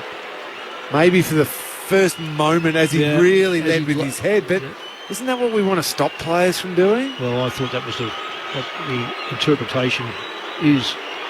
The famous number 5 on his back, Adam Chera, moves in. His set shot is way out to the left. He's lucky to register a score. So, the foot skills from both teams have been at their highest level in the first 15 minutes of this second term. 3-7 to 3-6. North Melbourne by 1, 15 goal in second term. McDonald casually into the pocket. He strolls and then he hits up Core. No Griffin Logue. No Ben Mackay. So Aidan Core really having to stand up and do a lot defensively today. He drives it to the city side and his kick's been chopped off by Wiedering, who's all over Larkey at the moment, an injured Larkey. Wiedering goes quick to Silvani, outside 50. He spears it into the pocket, looking for Charlie, got his hands to it. Well played by Bonner. No, it wasn't. It was too high. The umpire says it was too high over the shoulder, Bonner. And Charlie Curnow's got a free kick a lot closer to goal, but a tightish angle in that right forward pocket. I reckon they deemed that a push on the contest when it first come in. It just seemed to be, they've paid the banging of the arms. So Charlie Curnow, he won't need a powerful boot for this one. It's all about accuracy on the approach for his second. Can he thread it? Yes, he can. Blues back in front. They lead it by 5 points. 4-6-30. North Melbourne inaccurate. 3-7-25. And we've gone 16 minutes in this second term. And that's just a concern of height, reaching, trying to get that spoil in with such an athletic player. I mean, Bonner was right there with him doing everything he could and just took him a little high, if that. Corbs, you're always on top of this sort of stuff. I want you to do some homework. You mentioned before the ends of Lockett and Coventry. Yeah. Where are the signs? So we were told early last year by Gillon McLaughlin that they would be replaced. So because the big screens are there, they haven't forgotten. They will put the signs back up. And it's almost a year down the track and we still haven't got them. Okay. So that's where the Blues are kicking, which is to our left. The left of the interchange is the Lockett end, and the Coventry end is obviously towards the city or the southern end of the ground, and yet we haven't had them return, which is a real shame. A kick out wide from the Blues at the centre break comes to O'Brien, can't take it cleanly. Number of hands, Davies Uniacke to Simpkin, handball away to Cunnington. Blues win it off half-back, gives it to McDonald. He flares the kick to half-back for Taylor. He's going to put it up into the front half for North Melbourne. Nice use of the body from Phillips. Got hands to it, no mark. Spills down though to the Blues. McGovern, hand pass to Chera. Dancing his way through traffic. Gives it to Pitternet. Squeeze the kick out to the city wing. Wanted Hollands, no mark. Howe wins the footy for North. Short kick to Zerha. Leaping up. Marking, no. No free kick. Late whistle. It's going to come back to Zerha. If it wasn't a mark, Louis Young was into his back. I wonder because of the 4 umpires, we're seeing a few late calls here today where they pause and wait. Are you going to call it? I'll call it. Crowded forward 50. Zerha kicks into the pocket. That's not a great option. And Cowan takes the intercept mark. Back pocket for the Blues. I reckon that's a spot-on observation, Kel. That hesitancy. Whose call is it? And there's a little bit of confusion. So they go quick here, the Blues. Oh, but Silvani's given it straight to Davies Uniacke. That's a disappointing skill error, and he's 70 out. The gun, he's just going to poke it up. Now, Larkey is injured down there. He's surrounded by Blues players. Cowan gets it. Larkey tackles him and tackles him to the turf where it'll be a ball up. Kel, Larkey's been getting a lot of goals from the one-on marks. He just won't happen today. He's hunched over and he saw Mick. Stevenson off hands, throws it on the right boot. Can he curl it round enough? Yes! Wow. He can! It was a curler from Stevenson, and he's got his second for the afternoon, halfway through this second term, and now it's North Melbourne back in front. We are going goal for goal. It's an absorbing tug of war here. 4-7-31 North Melbourne. Carlton 4-6-30. It was a floating curler, that one. just on him, Lenny. He come under a lot. This is Stevenson we're talking. He come under a lot of pressure because he didn't have any pressure last year. Yeah. I reckon the penny's dropped. He just seems to be. He's no longer exposed in that area. He's not fantastic at it, but no longer do you look at him and go, "Oh, he won't go near this." I wonder, Mick, if though when he wins the Rising Star, our expectations all rise, yeah. And he did not live up to those at all. Now our expectations are so low, we're probably thinking he's going okay. Yeah. I'm probably going to still judge him on expecting him to be better than what he is. Oh, yeah, there's no question about that. But at least he is putting his body in, put it that way. North back in front. Goldstein wins it down. Shields through pressure. Got it to Simpkin. Hot handball to Sheasel. Tackled, lost it. Back to Shields. Still with North. Hand pass to Taylor. Gets it out to the wing by hand to Howe. Kicks to half forward. 2-on-1 for Turner to win. Brought it to ground, but McGovern there for the Blues. Short kick to the City wing and Motlop marks. Jaden Stevenson, game 93, still just 24 years of age. And Motlop dangerous, trying to cross the centre square. Shields awake to it, knocks it down. To the advantage of Young, soccers into space, dockside wing, collected by Durden. Floats a hand pass back to Young for the Blues. Oh, Young's putting McGovern under the pump here. Stevenson closed late. McGovern gets his kick away in from the side. Launches O'Brien. Can't take the mark. Now Zeeble at ground level. Wheels around. Handballs to McDonald. McDonald on the left. Kicks to Stevenson. He's got a blue either side. The Blues should win this contest. They don't. Shields comes in and helps out and tackles Young to the ground. Well done. Shields and Stevenson. That's a bit of what you're talking about there, Mick, with Stevenson. That was a Carlton ball. They were going to mop that up and sweep it away. Instead, they've created a stoppage now and back on even terms. Two ruckmen can't win it in the air. It comes to Fisher. It's picked up by Stevenson. He's just gritting the teeth out here at the moment, Jaden Stevenson. Yeah, even that's an improvement. No fumble there. Take the tackle. Yeah, good call, Mick. Goldstein into space. Liam Shields got their second, so he's forced to tackle his Carlton opponent. In Hewitt. Right in front of the Blues bench. They tussle in the air. Pitnet straight to Lockie O'Brien. A fumble. Then Ed Curnow had it. He fumbled. Lockie O'Brien picks it up. Gives it to Chera. Kicks and a bouncing ball goes over the head of De Koning. Zeeble. Spinning Tucker. Been impressive across half-back for the Roos this afternoon. Puts it out for Shields. Charlie Curnow. A long way from home with the spoil. He knuckles it into the boundary fence. He's just come on the ground. He's conning into the ruck now. They've just made that tall for tall change, Carlton. North by 1, 22 gone second term, 4-7 to 4-6. 3 lead changes in the game so far as we tick towards half time. One down to Shields, just bombs it forward. Underneath it is Sard and he takes the mark. Adam Sard, halfback for the Blues. Into week 3 of Ramadan, so playing during this holy month. Which is a fair commitment, obviously, given the restraints that he's dealing with as a professional athlete. Down to half forward, comes to Goldstein. Hand pass away to the middle of the ground to Howe. Got through the hands of Sheasel to Powell. Hurried handball to Phillips, middle of the ground. Tumbles a kick to centre half forward. Clever, just swatted down by the Roos to the advantage of Simpkin. He's lost it though. Sard wins it. Hand pass to Young. Kicks across the half back line to Silvani. That's not a great kick. There's a heap of turnovers in his second term, and he spots Mackay, but kicks it to the advantage of McDonald. Takes the mark for North Melbourne. City wing right on the logo. Roos by a point. Carlton foot skills letting them down at the moment as McDonald goes long, deep inside 50. Oh, Young had the sit, but he didn't take the mark. And now the ball hits the deck and they jump into each other. Cowan is tackling Zerha. Too many simple mistakes by Carlton at the moment. Foot skills, drop marks, fumbled ground balls. It's going to hurt them. Still deep here. Goldstein tried to flick it behind him. In the end, De Koning collects Simpkin. Umpire says play on. Zerha's got it. He steps around two. He puts it on the boot and it's fisted from the goal square through by Wiedering. And Wiedering is just all over a limping, injured Larkey out there at the moment. He's barely had a touch, Larkey. Wiedering completely on top. North Melbourne by 2 points, though. Wiedering marks the kick out, gives it to Fisher, heads down the wing, and De Koning marks. Time on in this second term. North by a couple. De Koning hand pass to Fisher. Feeds it forward by hand to Doherty. Not a heap up ahead. Pokes his pass down the line, and Zeeble takes the intercept mark, half back for North.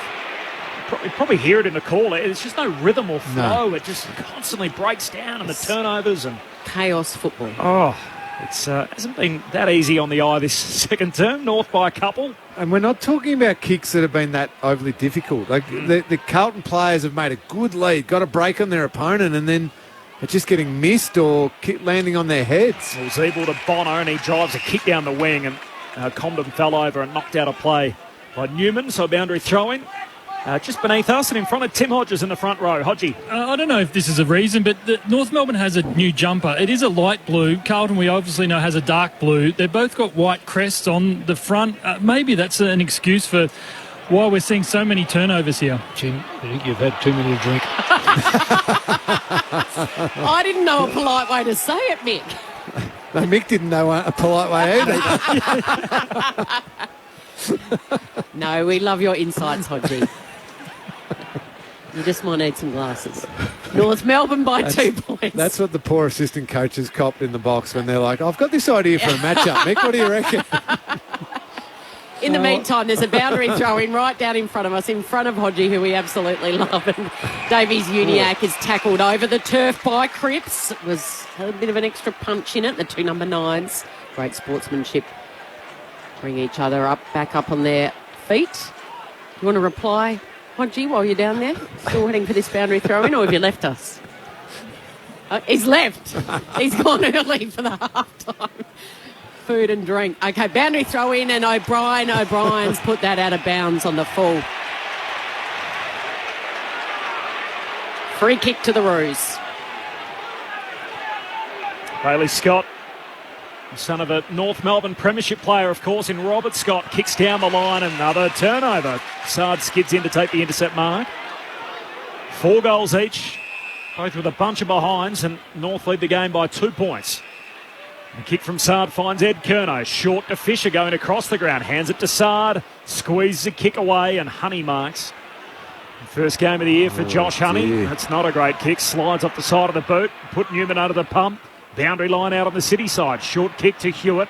Collects, hand pass to Hollands. Feeds a hand pass to high half forward for Doherty. Polly Farmer hand pass all the way down to Mackay. He gives it to Hewitt, who just steps out of play and a bit of pressure.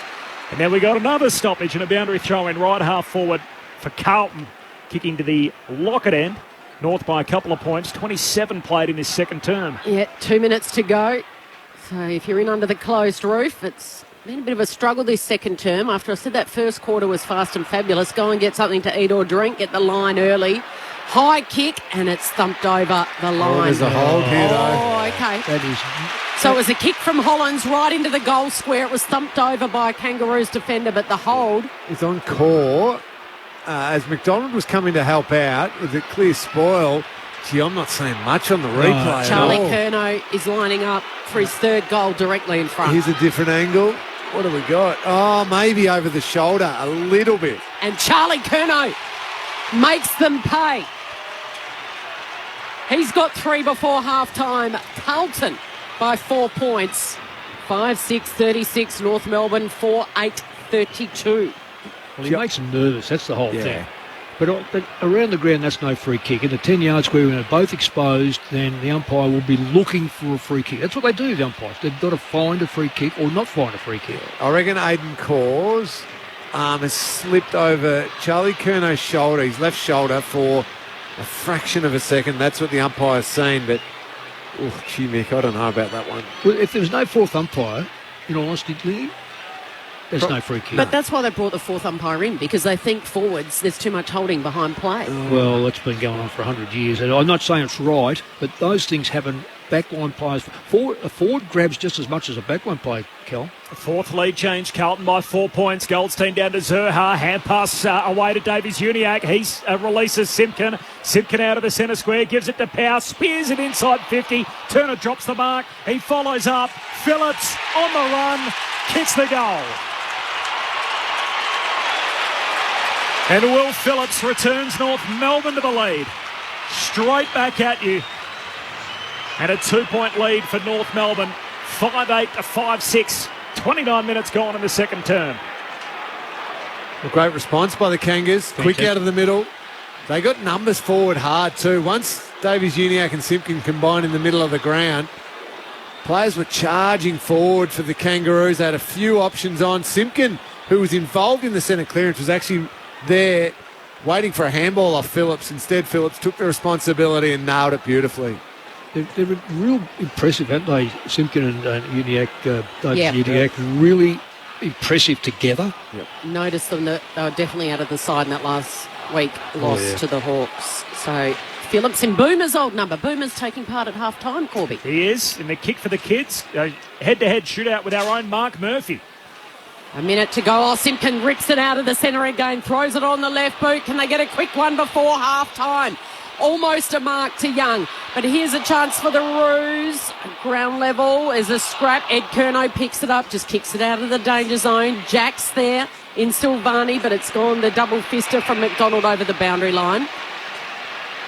I say that like Brent Harvey's not part of our team as well. Of course, we cannot lose. No. See who your favourite is, Corbs. Wow.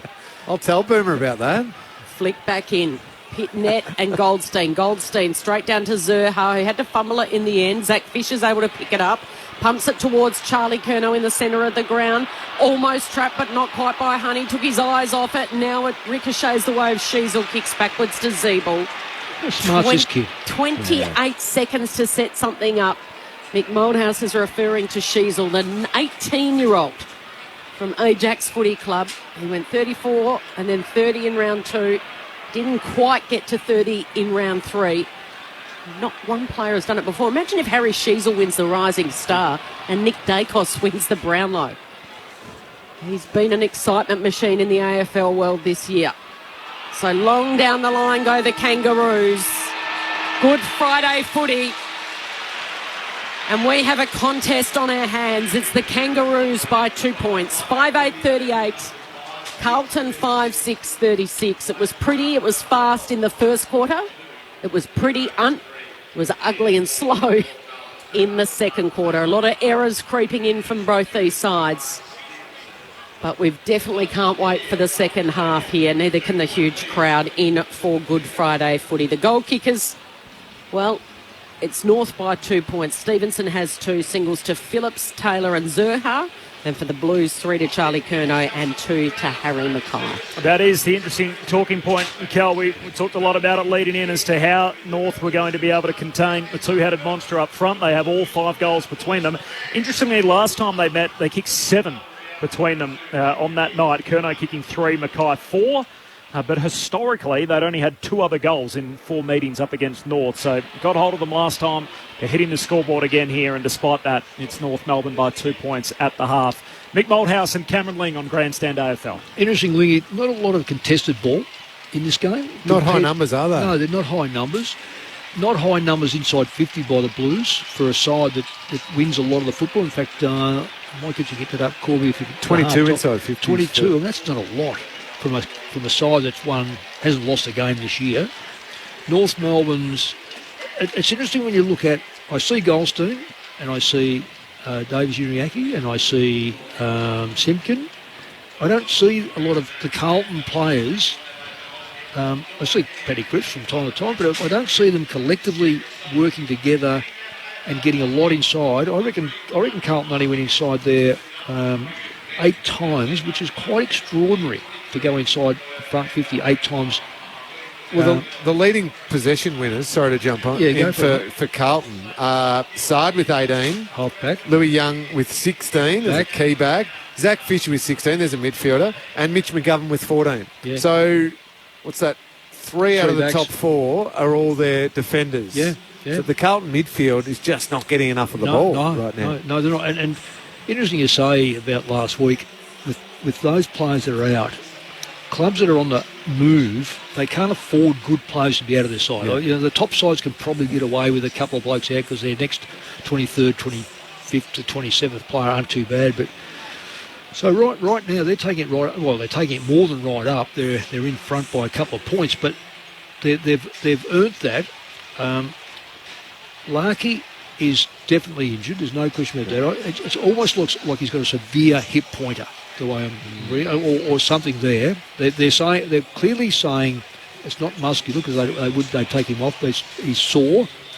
They virtually have to keep him out there so that he can occupy a tall defender. Yeah, Wiedering has to go to him. And he's not a big possession getter, Wiedering, but stay there, but crumb the ball. Because when you look at the goal kickers, at one stage there, the Blues have got 5 goals, all by, believe it or not, they're 2 key forwards.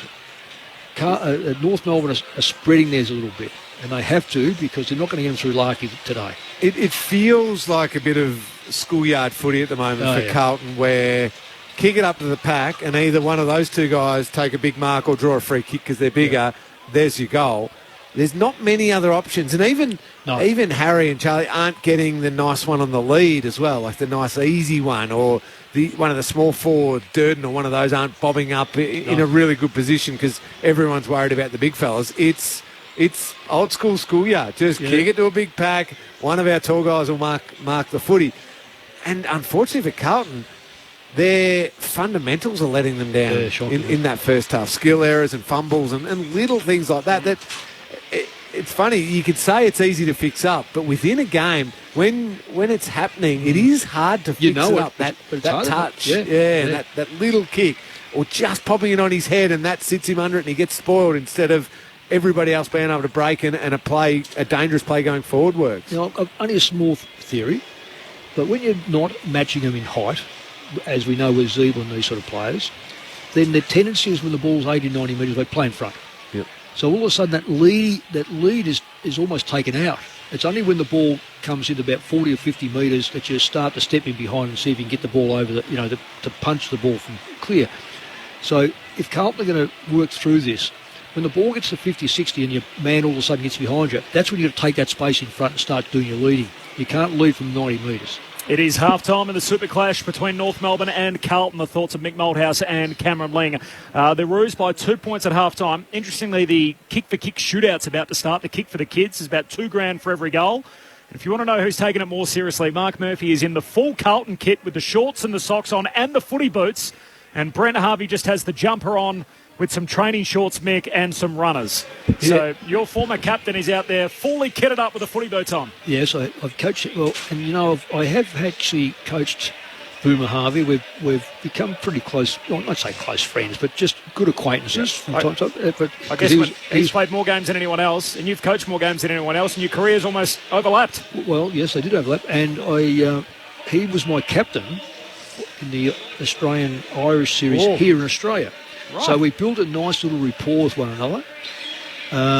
Who wins this, do you think?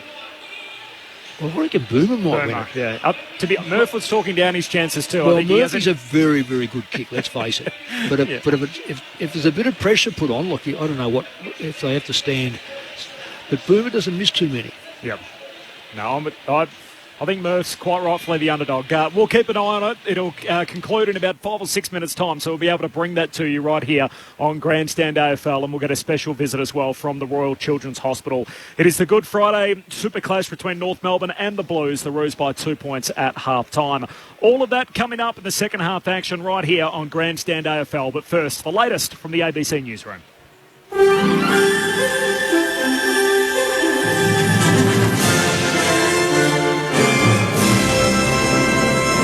ABC News with Glenn Lauder. The National Law Enforcement Watchdog is investigating claims that AFP members leaked private documents belonging to Brittany Higgins to the media.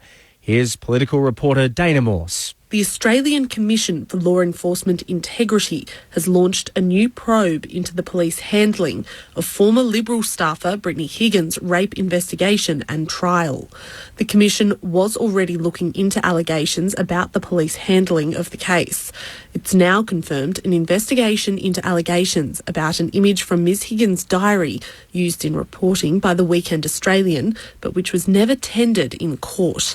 The trial against Bruce Lerman over the alleged rape of Ms Higgins was discontinued, and there are no findings against him. First Nations communities are accusing the opposition leader of taking conversations he's had with them out of context and using them to oppose an Indigenous voice to Parliament. Peter Dutton's repeatedly referred to conversations he's had with elders, including those on Palm Island, as having shaped his opposition to the proposal for the independent advisory body for First Nations people.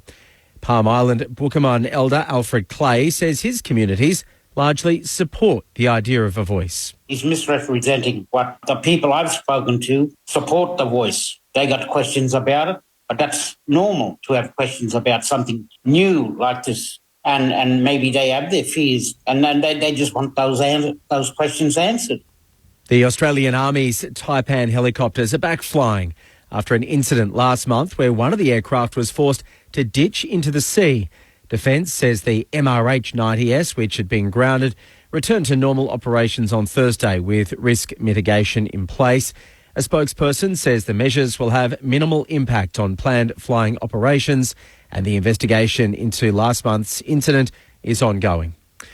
The cause of a deadly car crash near Canberra, which has claimed the lives of 4 people, remains unknown as police begin their investigations. Here's Elizabeth Byrne. The 2 utilities were smashed beyond recognition after they crashed head-on in the pouring rain early this morning, killing a man and a woman in one car and 2 men in the other. A 5th person was taken to hospital in a critical condition. Police and emergency services were quickly on the scene as the Barton Highway between Murrumbateman and Hall was closed for most of the day. The road is now open after debris from the crash was cleared from the area. A man's been shot dead by police in the New South Wales Hunter region after allegedly attacking officers with a knife. As Sean Hassett reports, the man's yet to be formally identified. Police say they were visiting a home in Newcastle this morning as part of a robbery investigation when a confrontation broke out. They allege the man they were interviewing stabbed a male officer in the back and caused injuries to a female constable's hands. The man was then shot by police and died on the way to hospital. Assistant Commissioner Peter McKenna says both officers are recovering after receiving treatment. I've seen both officers in the hospital. They were sitting up and talking, obviously very distressing. A critical incident investigation is now underway. Hundreds of thousands of travellers are passing through the nation's airports this Easter long weekend, with the busiest travel period since the pandemic. Authorities are urging people to arrive within plenty of time ahead of their flights to keep operations running smoothly.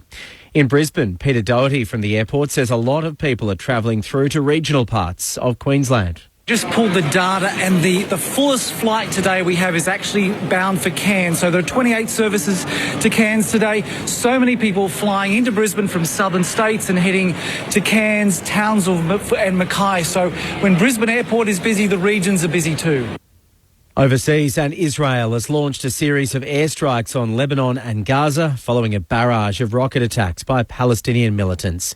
Here's Middle East correspondent Alison Horn. More than 30 rockets were fired from Lebanon yesterday into Israel in the largest attack seen in more than 15 years. Israel claims the attack was orchestrated by the Islamic militant group Hamas, which runs Gaza. And in response, Israel has launched several airstrikes on Gaza and Lebanon, with militants in Gaza retaliating with scores more rockets sent into Israel. Some have made landfall, but no casualties have been reported. There are fears the situation will deteriorate into further violence. And in the A-League, the Central Coast Mariners have recorded a 3-0 win over Western United. ABC News. Hello, I'm Patrick Stack, and if you like great stories and you enjoy sport, then I reckon you need ABC Sport Daily in your life. I mean, you called me a succulent meal before. It's chalk and cheese stuff. Yeah, you just couldn't have scripted it any better. And rugby league always somehow delivers, doesn't it? It was like a throwback to yesteryear. The two key forwards at either end involved in a shootout. Great to see. I'd say he's reassuringly expensive. It's your daily sports conversation, and it's called ABC Sport Daily. Find us on the ABC Listen app. Grandstand AFL. Now streaming every match on the ABC Listen app. Look for the AFL button. As Newman takes the mark, defensive side of the wing, hits up Motlop, marks it half forward, goes long to the goal square. Mackay down there, roams out the back and pops it through for his second. Outside 50, he spears it into the pocket, looking for Charlie, got his hands to it. Well played by Bonner. No, it wasn't, it was too high. He won't need a powerful boot for this one. It's all about accuracy on the approach for his second. Can he thread it? Yes, he can. Stevenson off hands, throws it on the right boot. Can he curl it round enough? Yes, he can. It was a curler from Stevenson, and he's got his second for the afternoon. Simpkin out of the centre square, gives it to Power, spears it inside 50. Turner drops the mark, he follows up. Phillips on the run, kicks the goal. And Will Phillips returns North Melbourne to the lead. The 2023 AFL season. On radio, ABC Sport Digital. and now streaming on the ABC Listen app. 5 goals in each the first and second quarters. There's been 5 lead changes, and Mackay and Kerno have kicked 5 between them. And at half-time, it's North Melbourne by 2 points on the scoreboard. 5-8-38 to Carlton, 5-6-36. The Good Friday Super Clash, of course, for the Royal Children's Good Friday Appeal, which is a cause raising life-saving funds for some of Victoria's sickest children. So that's the real reason why we're here today in what is a huge money-raising event in front of a sold-out crowd. Tim Hodges is with us on the boundary. Hodges, you've got a couple of very special guests with you. I do, Corbin. This is so much more than just a game. We've spoken about that all coverage, and I've got Danielle Sotera and her beautiful daughter, 8-year-old Kiara, here joining us. Daniela, can you tell us just what today and the Good Friday Appeal and everything about the Royal Children's Hospital means to you and Kiara and your entire family? Absolutely. Kiara's been diagnosed with cystic fibrosis since 6 weeks old from birth. And we've been part of the respiratory clinics and cystic fibrosis through the Children's Hospital. A day like this means so much to us, being able to raise money for the Children's Hospital, to support, to do research, and just to help the children and the staff at the hospital. Absolutely. So Kiara looks fantastic, 8 years old. How many, do you hate to think how many nights you've spent in the Children's Hospital over the journey? We've been quite fortunate. It hasn't been as many as what we had expected, which has been really, really good. Look, we've probably spent about 2 weeks in total doing anything from tune-ups to gastroscopies to lung functions, bronchoscopies, anything you can think of to do with cystic fibrosis and respiratory. We've had a lot of sleepless nights. Some days are better than others, but, we persevere. We're a strong little family and, we just deal with it day by day. How's Kiara now? She's doing really, really well, really well. Unfortunately, she got asthma when we had COVID in October last year, so it's just one more thing on top of everything else we're dealing with, but otherwise she's really, really good. And can we ask you about the Children's Hospital and the doctors and nurses there, the guardian angels almost? What do they mean to you and the family? Oh my gosh, they are an absolute blessing. They're almost like our second family, really. Our doctor, a shout out to John Massey, to Judith Glasner, Jack, everyone part of our team. They are absolute legends and angels for us, and they've been nothing but supportive through this whole journey with us. Kiara, have you ever done a radio interview before? Never. How do you reckon this is going to go? So you're a Carlton supporter and this is your first ever game of AFL, is that right? Yes. Tell us, what are the highlights so far? I've liked when Carlton's been kicking all the goals. You're down by 2 points. Are you confident you can get up and win this? Yes. Yes. I hope they do for you. Just on the appeal, like if you can urge everyone out there, if they can give a little bit to what is an unbelievable cause. Absolutely. Please, everyone, just do what you can. No amount is too small or too large. Please dig deep and support the Children's Hospital and the Good Friday Appeal and everyone involved. in that medical side of things, and just everyone, just the whole process, really, yeah. It's been a treat to meet you. Kiara, who's your favourite player? Charlie. Charlie? Yeah, me too. Hey, Daniela, Kiara, thanks so much for your time. Really appreciate it, and all the best. Stay healthy. I will. Thanks so much. There you go, Corbin. That's what today is all about. Yeah, dig deep if you can. goodfridayappeal.com.au. Excellent insight. Thanks heaps to Tim Hodges downstairs, and to hear Kiara's story in particular. That website, if you want to donate, is goodfridayappeal.com.au, or if you can donate, goodfridayappeal.com.au, or the SMS or call number is 1300 277 325. So the Good Friday Appeal raising life-saving funds for some of Victoria's sickest kids. It is half-time in the Good Friday Super Clash between North Melbourne and Carlton, and it is the Roos by a couple of points, 5-8-38 to Carlton, 5-6-36. Some interesting kicking during the kick for the kids, the shootout between Mark Murphy and Brent Harvey. Mark Murphy has got home in a close finish. He's got his footy boots on and the shorts and full decked out. He hasn't got out with a full bill of health. Believes he may have just hurt his hamstring a little bit. No. And yet, despite that, has managed just to edge out Boomer, who's kicking in his runners. So a lot of money raised for the kids. Great that both Murph and Boomer were part of that. Two popular members of the footy community. At a big bit of a shootout at halftime. I was interested, and I'm sure we'll razz Murph up about this tomorrow, Sunday, as part of our coverage. But there was one competition where you had to kick a torp towards goal. Now, Boomer's flushed his torp, but it hit the post. Murph's kicked an absolute floater, but it went through. And so Murph goes out in that stage, even though the execution of the torpedo, I think the points probably should have gone to Boomer, even though the ball didn't actually go through the It was through like the he big kicked sticks. a sack, wasn't it? Yes. Just sort of floated and died in the air, but it went through the big sticks and got a couple extra dollars. Torps are a great kick, aren't they? Don't you reckon the torps? There's something about a torp. I think that was the moment where he may have grabbed the hammy. He thought, I haven't quite kicked that one. Maybe I'll just a little bit of loser's limp and grab the hamstring. But well done to both lads. A lot of money raised for the Good Friday Appeal. Brent Harvey and Mark Murphy with a bit of entertainment at half-time. The Roos by 2 points, 5-8 to 5-6. Colonel and Mackay, they've got 5 between them. They're all Carlton have put on the board, having kicked 7 between them the last time these two teams met. Of course, the rest of the round to unfold over the next 3 days, 5 days for the Easter weekend. The Pies upstage last night in Brisbane. And then, of course, going right through to Easter Monday, the blockbuster clash at the MCG between the Hawks and the Cats. What would you be telling your troops if you're Michael Voss at half-time, Lingy? I think it's about that kick inside forward 50, just lowering their eyes a little bit, not just bombing it up to the pack. And I would have had just pulled them aside for a minute or two to the midfield and saying, guys, it starts with you and you're getting beaten. You're comfortably getting beaten through the middle of the ground. Davies, Uniacke, Simpkin, all of them are getting a hold of you as a group. Now's the time to lift up. Start winning the footy, start using it together and give our forwards more of a chance, because that's where it's going to be won or lost. Ed Kerno standing next to Davies Uniacke. Not surprised, Cal. Good pickup. He was brilliant, Davies Uniacke, in the opening half. He's had 17 disposals, Simpkin 18 and Zeeble 18, and we're underway. Goldstein easily wins it in the air out in front of Cunnington.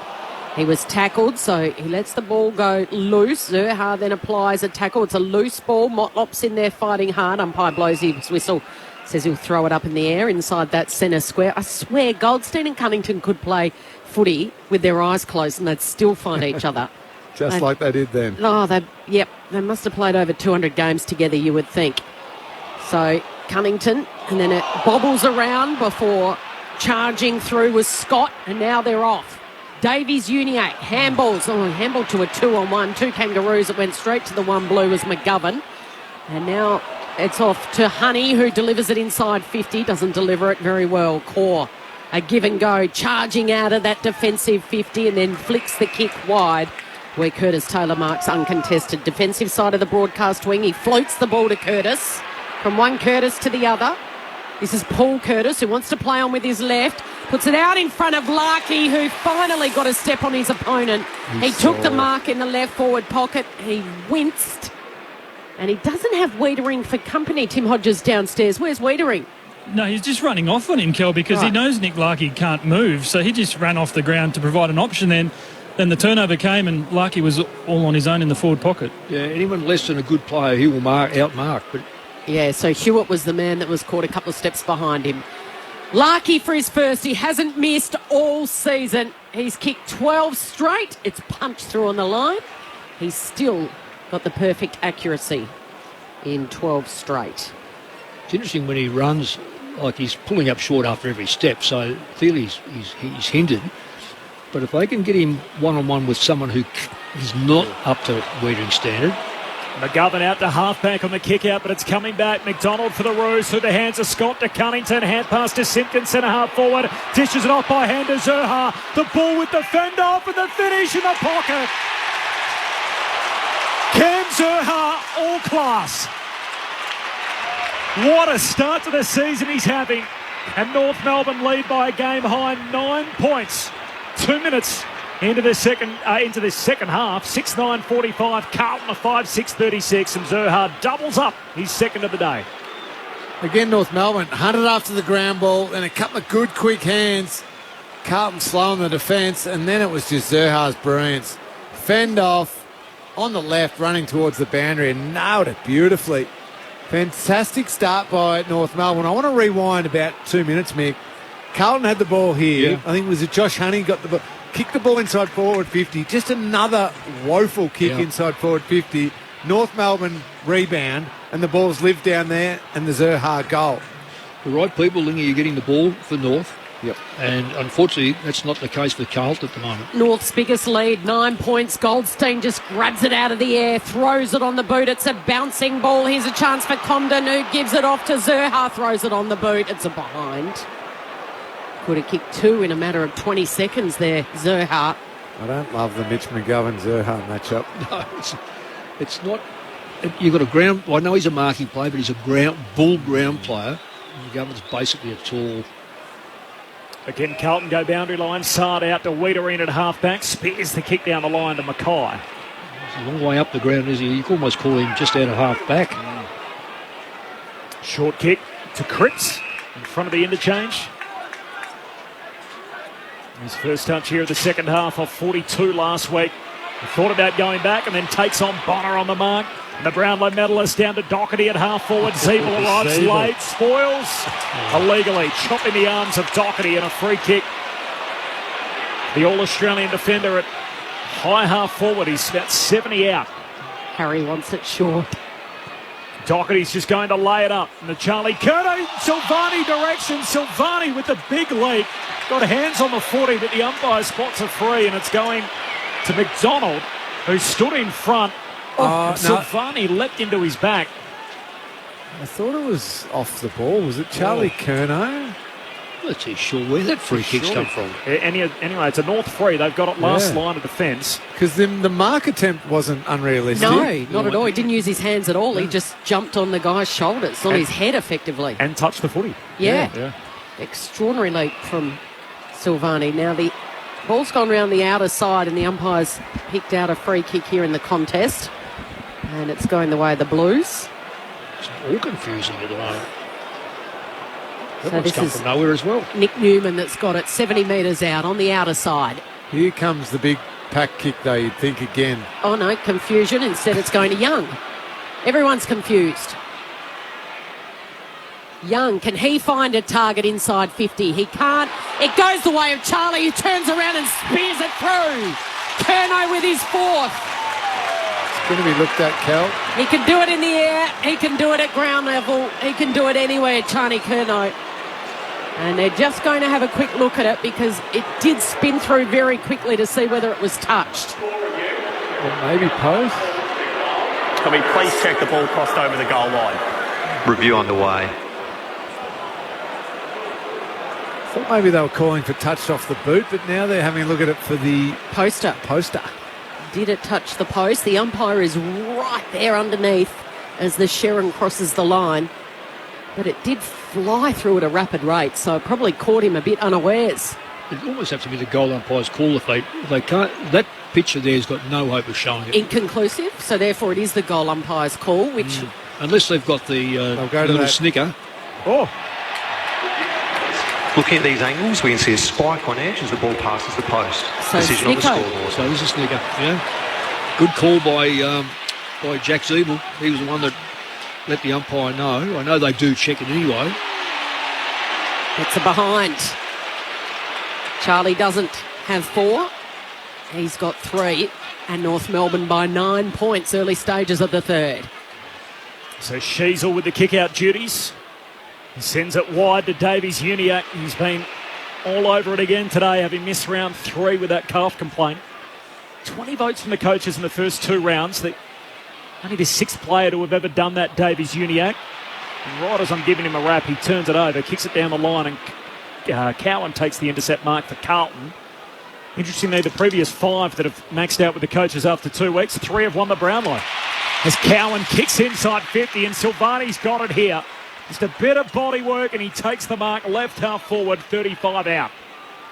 I think that was a case of Aidan Bonner getting completely fixated on Charlie Curnow, just with that size mismatch we've spoken about right throughout the game. And Jack Silvani was just left there saying thank you. Pretty much uncontested. What tall a bit of would a you think, push is he? too. 194 centimetres. Silvani. To try and finish his work, Jack Silvani, gee, that's a horrid kick. Doesn't score. Mackay marks it. Good pass. Forward pocket, just a step inside the boundary line. Kick went nowhere near the goal face. Who did he end up on there? Was that Paul Curtis? I think it's Howe, isn't it? Was it Howe? Gee, got rid of him easy. Howe's the man on the mark? Howe's the player that hit the deck? Harry Mackay snapping through for his third. Favoured with the left peg, just swung it through. And Carlton again closed the gap. North Melbourne by 3. Harry Mackay with his third of the day. Easily his best outing of the season so far. 8 minutes into the third term. North Melbourne 6-10, Carlton 6-7. Grandstand AFL, Mick Moldhouse and Cameron Ling. Still only 2 goal kickers for Carlton, which in itself is not a major worry when you've only kicked 6, but it can be a worry if that's what they're going to put all their eggs in one basket, or in this case 2 players. From memory, I reckon there's been 2 crumbs, and the rest have been marked. So it's not overly paying off, but they find themselves only half a kick out.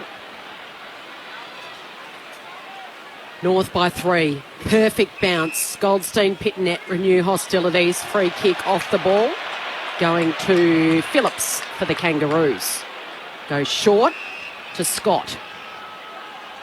From the bullseye, kicks it into a player. Ricochets the way of Sheasel. Now back to Tucker, who barges his way through, bombs it on the left. That's an easy defensive mark taken by Wiedering. Reads it so beautifully in the air. He was a step ahead of the rest of the players down there. And Wiedering from that last line in that back pocket just makes it onto the chest of O'Brien, a centimetre off the turf.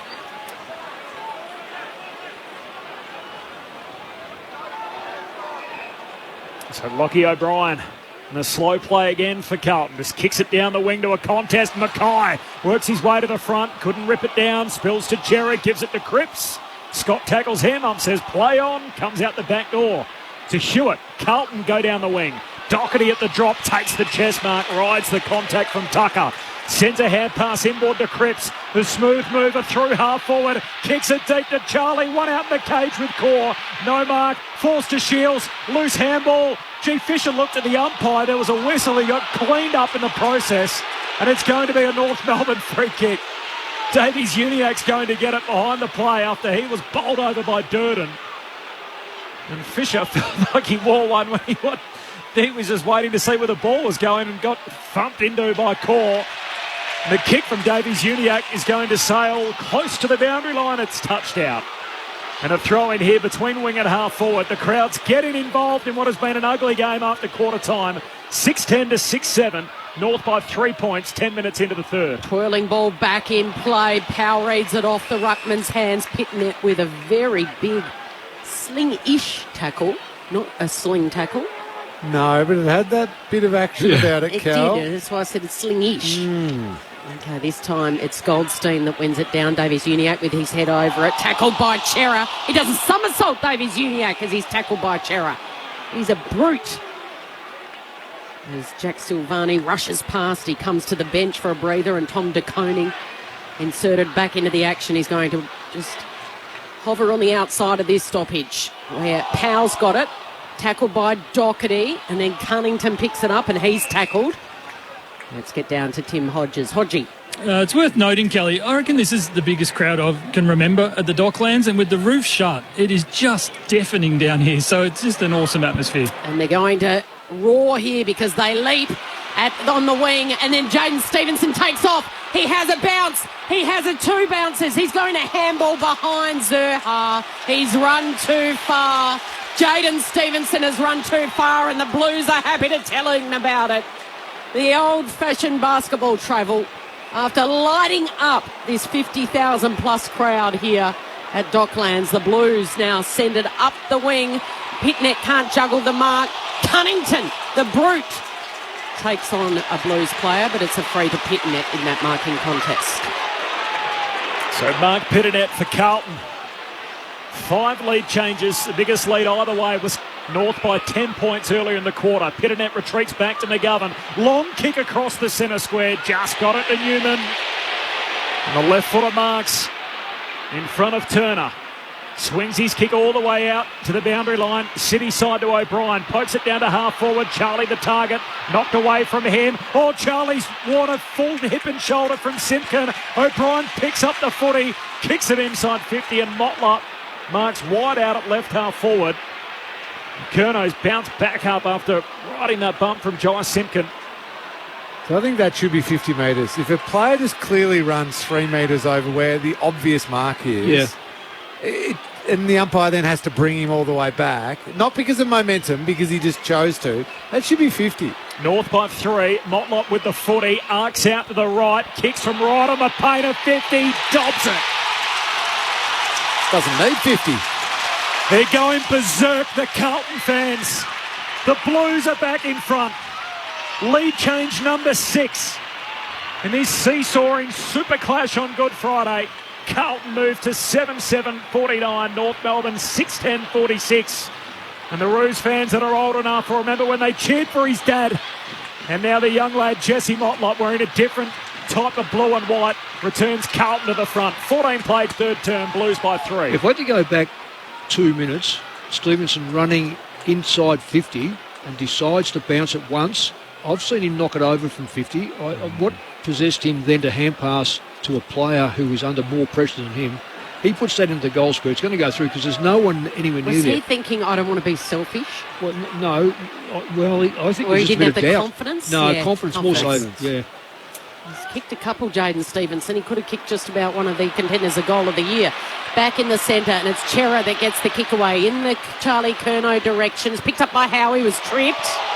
The umpire says play on. He's set upon. It'll be a ball up. Starting to clear the ball better now, Carlton. That's putting far more pressure on the smaller players of North Melbourne's back line. Edging closer to the Blues goal. De Koning in the ruck. He taps it down. He's going to set off after it and receive the handball from his teammate. Can he keep it in play? Handball straight to his direct opponent in Goldstein, who got it quickly to Shields, who bangs it on the boot. Is that deliberate? It bounces. It goes over the boundary line. There were players within a couple of metres, but it's deliberate. Let's just call it the last touch rule. That's what it is. Lockie Cowan picks it up, takes the free, kicks towards the huge pack. Off hands, Cunnington's got it. Curnow's got him. The 2 number 9s holding the ball. No way. Holding the ball against Ben Cunnington. And it'll be a free kick to Cripps. Oh, that's a sad result, that, because, yes, he had the ball. Yes, they attacked him. 2 players tackled him. Yeah, so Durden was the other one, and Durden wins the free. And with no prior opportunity. Let's None. get that there. So the only other thing it could be, did he fend? And watching replay, no, he didn't. Right. He was just, the ball was jarred free and a tackle by 2 players. Well, to really rub salt in their wounds now, Corey Durden lining up 30 metres out, back-to-back goals. Blues back in front. They stretch it out to a 9-point lead, 8-7-55, North 6-10-46. Roos fans would say they were absolutely dudded by that umpiring call. But Durden, the beneficiary, puts through his first of the afternoon. So Cunnington takes the crumb off the big pack's hands. Was tackled immediately, and I mean immediately, by two players. The ball then spills out of that. But if you don't have prior opportunity, you don't have to correctly dispose of the ball. That's one of the quirks of our game. And the ball spills free, it's play on. Has to be. Lingy, he's a victim of being strong. Yes. Yes, Mick. And that's why he was free kicked, because he actually held the ball a bit longer in the tackle. Carlton's biggest lead. They're out by 9 points midway through the third term. DeConing again leaping up with his knee. Follows up, whacks it down to Chera. Floats a hand pass to Doherty. Out of the centre square go the Blues. Gives it to Fisher. Kicks it deep. Harry's down there. He's got it. Sprawling mark, left forward pocket for Carlton. Beltman out of the centre now, the Blues. Yeah. Really Beltman out of the centre. And that's... We spoke at half-time, didn't we, Mick? Yep. The midfield was the one. It had been all north. Carlton have got it going now. Harry and Charlie, the two-headed monster up front. They kicked the Blues' first 6 goals. The Smalls have got involved. Here's Harry Mackay to kick on the outside of his preferred left boot. He's put it across the goal face, out on the full. No change to the score, 8-7 to 6-10. Carlton by 9 points, 18 gone in this third term. After North led by 6 at quarter time and by 2 at half time. Stevenson and Zerha, 2 each for the Roos, 3 each for Mackay and Curnow. So on the kick in from the last line, rather, it's marked by DeConing right on the wing, the broadcast swing, the dock side. Blues players flooding back. DeConing on his left. A high ball. He's looking for Harry. Harry wasn't paid the mark. He had a big slice of it. Silvani picks it up. The kick's ricocheted. This is Cunnington. He's got to be quick to get rid of it. To Zeeble, still under the pump on the left. He skies it high. Stevenson sits right under it and does well. Makes up for his error down the other end when he was running into an open goal and tried to give it off. So Stevenson.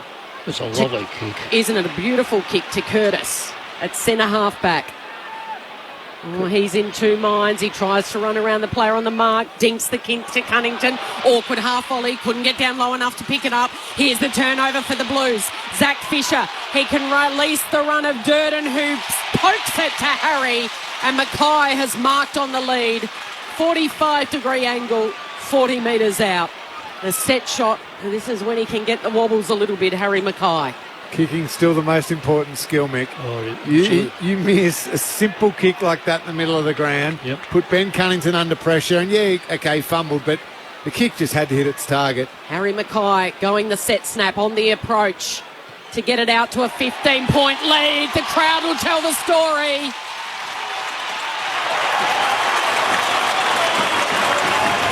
Mick Malthouse told us their eggs are all in one basket. They're not. They're in two baskets. It's Harry and Charlie.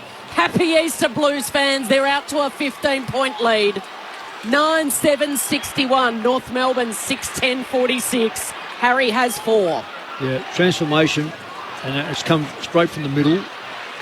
The North to get back, and they can get back because they've proven that they're good enough in that first half. They have to resurrect this, what's happening in the middle at the moment, where it was inevitable, I guess, that Goldstein at some stage was going to tire a little bit, but nonetheless, the middle players have to take responsibility now, make sure that Carlton can't get the easier ball. I don't necessarily think it's Eddie Curnow. Eddie Curnow's a tagger, but he's not a big ball-getting player.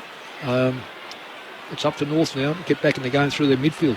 Carlton have kicked 4 goals in 11 minutes, having been behind by a game-high 10 earlier in the quarter. DeConing wins it down to Doherty, kick smothered, spills to Cripps. His hand pass and turnover. Phillips for North, hand pass away to Simpkin, kicks to half forward, running onto it. McGovern collects the half volley, kicks out wide for Carlton to Honey. And Josh Honey in his first game since round 19 last year takes the mark. With his left knee strapped, kicks off the right peg down to half forward. Bonner floats through, takes the intercept mark. Half back for North Melbourne. It's Carlton by 15 points, 21 gone in the third. So now it's the Kangaroos retreating. Bonner goes backwards to Zeeble.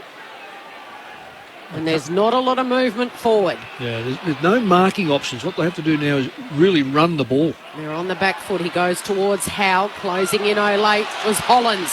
The excitement machine, the teenager pokes it into the pocket, but it's stolen by the faster player in Scott. Worked his body in front of Harry Mackay. And did it well too, Kel. Did it very, very well with a big Mackay behind him. So Bailey Scott goes towards Larkey. He can barely get off the ground. He's still sore. He's injured. Blues handballing into space. Newman that was. Silvani tries to keep it in play. Hollins back to Newman. Kick inside 50 and it's chopped off by Zeeble. Playing very well, Zeeble. Yeah, reading the play well. And he's been on a variety of matchups. A couple of times the real tall guys. That time it was on Motlop. Still came off and could help out. Comes out wide with the kick. Silvani knocks it clear. Howe trying to take the mark and Silvani spoils it out of play. So a throw in 60 out from the Carlton goal. That's another thing Carlton have done. They've now locked North Melbourne in their back half and restricted that run. Carlton with the last 4. They lead it by 15. Boundary throwing. Pitternet wins the tap. Banging body. Zurha and Hollins. Zurha keeps the ball going forward. Trying to paddle it to his own advantage. There's Ed Curnow. Puts his head over it. Knocks it to Sard. Still no clean pickup, like a rolling maul from Rugby Union. Sard eventually collects. Hands it to Cripps. Retreats back to Fisher. And Fisher shares it with Hewitt. Just defensive side of the wing in front of the interchange. Kicks down the wing. Silvani flies. No mark. Falls to Sheasel. Rides contact for North. Hand pass to Davies-Uniacke in close. Puts it back into the congestion. Eventually comes out the way of Cripps. He went without it. Here's Davies-Uniacke. Hand pass to Simpkin. Handball back into a pack of players. No, they've given it straight to the Blues. Doherty, who's given it to Fisher, who's kicked it straight to McDonald of the Kangaroos. Now he can release Sheasel, who's got it at half forward. He's got to break the tackle. He got the handball over to Zurha from 50. It slews off the side of the boot and through for a behind. Yeah, two options right to his right, against his right leg. But should have used either one of them. A couple of times the Kangaroos in this quarter have really lit it up, running forward, only to blow it. And it's 4 in a row now for the Blues as they bring it back into play. Curnow, one-hander! Wow. Oh, he held Howe with the left. Howe lost his footing. And Charlie Curnow just plucked the one-hander. Curnow goes short to McGovern. Tim Hodges on the boundary. Ben Cunnington is out there in the middle. His number is actually on the card that's going to be subbed out of this game, and Hugh Greenwood is about to come in. So they're trying to get Cunnington's attention to bring him to the bench where he'll be told he's out of this one. Thanks, Hodgie. Carlton working up to the wing. Hewitt hands it to Hollins. High bomb to half forward. Silvani scrapping with call for the footy. Silvani follows up at ground level. Hand pass to Cripps. They on him in a flash. Taylor tackles him. And a ball up, 55 out from the Carlton goal. I've got to say, that's an interesting move if Cunnington's coming off, unless he's injured, because he's still dynamic. He's just realised, Mick, and he's saying, no, hold up, not just yet. Pitternet knocks it down. Cripps trying to grab it. Ball bobbles around. Just knocked through by Davies-Uniacke, tracking the footies, and tackled by Doherty without it. Ricochets off the boot of Cunnington out of play, so that'll be his last involvement. And the boundary throw-in just forward of the wing for Carlton. Greenwood on. How many times does that happen, Cameron Lang? Mick Moldhouse, when you see a player's told to come off and they just say, just a little bit longer. It depends how experienced the player is, Kel. You're going to find a few ways to stay out there. Watching Clarkson with him, I wonder if he knew he was coming off. Did he know, Hodgie? Tim Hodges on the boundary. We'll get back to Hodgie in a moment. Carlton by 14 points, 25 gone, third term. He hasn't sat in the back of the bunker yet, so it is Sheasel putting them inside 50. Pack forms. Here's Greenwood straight into the action. Goldstein's down behind play. Zurha tries to fend off. He gets around the player in McGovern. He goes for home, and he's missing his offline. Goldstein behind play, a little slow to get up. Pitnet, his direct opponent, comes over and says, "Are you okay?" And they trudge off together, the two big men. O'Brien on the kick out, goes wide to Harry Mackay, who's kicked 4. Charlie Curnow's got 3. Off the back flank, he kicks down the wing, out in front of Jesse Motlop, trying to run onto it, collects, breaks one tackle, trying to fend off Sheasel. Got a hand pass away to Hewitt, gives it back to Motlop, half forward, kicks inside 50, hand on it from Howe, unkind bounce to McDonald, still a live footy on the deck. Charlie sits on top of it, he's held without it. Free kick for Charlie Curnow. He leapt out trying to grope the loose footy on the deck, had his jumper tugged, and the umpire saw him being held and gives Charlie the free here, about 30 out just left of centre. They've got a few barely 50-50 free kick calls. Carlton. That one there, that's more...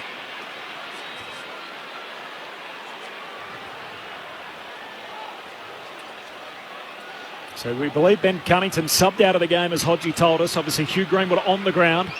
We'll get more from Hodgie in just a moment as Charlie Curnow skips in. He's going to kick a drop punt. He's got 4. Carlton are on a heater. They've kicked the last 5 in the game. And the two-headed monster up front have 8 between them.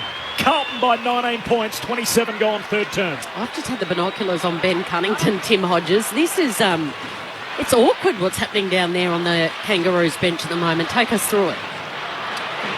Kel, so Ben Cunnington's been subbed out, but no one told Ben Cunnington, and it was the AFL steward who had to come over and say if he's out of the game, and they've got the paperwork with number 10 on it, he has to sit on the back seat of the bench. And Ben Cunnington was looking at the AFL steward saying, I'm not sitting on the back seat of the bench, I'm not out of the game. And then someone from North Melbourne had to actually walk over and say, you are subbed out. So maybe Alistair Clarkson, who is coaching down on the bench, should have come across and told him either you're subbed out or why he was subbed out. Well, I saw Clarko go and talk to the AFL stewards, and then the AFL stewards talked to Cunnington, and he's put Greenwood's warm-up jumper on, and now he's been told he's going to sit at the back of the bench, and he's eventually going there. So no direct contact between the coach and the player. I'm not sure if it happened when he came off at all, but very interesting.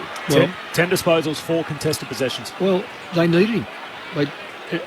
That's pretty unwise not to inform a player, especially when you, as a coach on the bench, you tell him. Blues lead it by 19 points. Kangaroos have worked their way to half forward where there's a throw-in. Ball is in dispute. Not much movement. Arms raised, both outstretched from lots of players asking the question. Umpire says we'll ball it up here at half forward for the Roos. There's a chance for Simpkin. He had it. He lost it. Greenwood, who's the sub that's come on, is tackling. It spills the way of Doherty, gets a hurried kick away. Kangaroos fans call for deliberate, and it won't be. It'll be a boundary throw-in. I won't be underestimating Curnow's efforts on Davies Ugalaki. He hasn't had a lot of the ball. No, he's been good. Boundary throw-in, spills the way of Cripps. He gives it off to Honey, who sends it to De Koning. Hits it at full speed, marks in front of his eyes. Zeeble pushed him to the ground, and it's 50. Zeeble's got to be careful. He threw his arm straight up to his head. He can't believe the call. And De Koning will be in the goal square. Gee, that was simultaneous, wasn't it? As De Koning marked the ball and the push. At full speed. Yeah. There's, as you said, Lingy, before, there's 3 or 4 now have virtually become goals from really doubtful free kicks. This is for 6 in a row for the Blues. They lead it by 19 points. De Koning to get on the goal kickers list from the top of the goal square. And the Blues fans are in full voice. Good Friday footy is good for Carlton. 25 points, they've blown it wide open after they trailed by 2 at half-time. 11-7-73 North Melbourne, 6-12-48. And I think a lot of these, Mick, aren't a result of the 4 umpires and confusion. No, these are not. just poor decisions. Yeah. That one, it was exactly as De Koning marked it. Zeeble shoved him in the back. Yep. So, sure, if De Koning had spilt the mark at all, a free kick would have been paid. No worries. But it was at the exact same time. That is not a 50-metre penalty. No, it's if it's late, yep, we all agree. But how the umpire could view that as late is just watching it time and time again. It's instantaneous, as you said. In fact, it's a bit like the chopping the arms a couple of times. Some of those have been really, really touchy and but they're free kicks. 18 scoring shots each. Carlton by 25 points. Back in the middle. Pitternet wins it down. Davies Uniacke took an age to get rid of it. Hands it straight to Charlie Curnow. Kicks out of the centre square down to half forward. Mackay overruns it. Jesse Motlop soccers it deeper inside 50. Now for the pick-up. He's bowled over by Core. No whistle. Hand pass out to Zeeble. Against the boundary line. Gives it to Tucker. He's handball knocked down by Fisher. And it's out of play. Boundary throw in half forward. There is a bumper crowd in. It's sold out. And when Carlton are up and going, I don't think there's a supporter base in the league that make as much noise as the Carlton fans. And they've had plenty of reason to cheer here. Their takeover in full effect. They've kicked the last 6 in the game. And Kuno goes to the back line. So he's 30-odd seconds left just to make sure they shore up that North can't get a late one. And I'm talking about Charlie Kuno there. So the Kangaroos, Davey Uniacke gives it off to the run of Tucker, who kicks it down the line, off hands it goes. Shields right in front of the interchange gates. A give and go and then kicks backwards. It's been stolen by Ed Curnow. He closes to 55. He kicks it to the coating. Zeeble absolutely brilliant with the spoil. Put his body on the line. Quick hand passes. Howe to Stevenson. And Zeeble just saved an almost certain set shot and possible goal, which would have made the margin 31 points, the Blues favour at three-quarter time. Instead, it's 25. Carlton 11-7-73. North Melbourne 6-12-48. Charlie Curnow, he's got the fire. 4 goals so far. 4 for Harry Mackay. Singles to Motlop, Durden and De Koning. And then for the Roos, 2 to Zerha, Stevenson, Curtis Taylor and Phillips. The Blues absolutely blew it away in that third quarter. They lead it by 25 points. Now, Kel, you are closer to the stats than me. Those 50, I know I need glasses. Is it 7 to 18 that quarter or 7 to 12? That's right, 7 to 18. 7 to 18. Yep, yeah, that's Carlton's way. Yeah, that's a massive shift. Massive shift, and most of that come from midfielders getting the ball. It didn't come off the back line because North Melbourne didn't have it in their back line in their forward line often enough. So that's come from the middle, and they just through sheer weight of numbers is going to give those players an opportunity to kick a lot of goals. 0437 774 774 the SMS number. Mark in Canberra, how ridiculous is the 50-metre penalty? For goodness sake, go back to the 25-metre penalty. From Ralph, who's listening in Serbia, says, I can't wait for the Richmond game tomorrow. Of course, they play the Bulldogs in the Twilight game. And from Grant in Hobart, who says, I'm enjoying the call. Murph has done his hammy during the halftime kickoff. I shouldn't laugh. Nice to hear from you, Grant. That's what he says on the SMS. 0437 774 774. We will have Mark Murphy with us in his usual spot, 12 noon Eastern time on Sunday. Carlton by 25 points. They've kicked the last 6 goals in the game after trailing by a then game-high 10 points. Big turnaround in that third term. Cameron Ling and Mick Moldhouse on how they saw it in just a moment. We're on ABC Radio, we're on News Radio, Sport Digital, and we're also now streaming through the ABC Listen app. And this is Grandstand, AFL.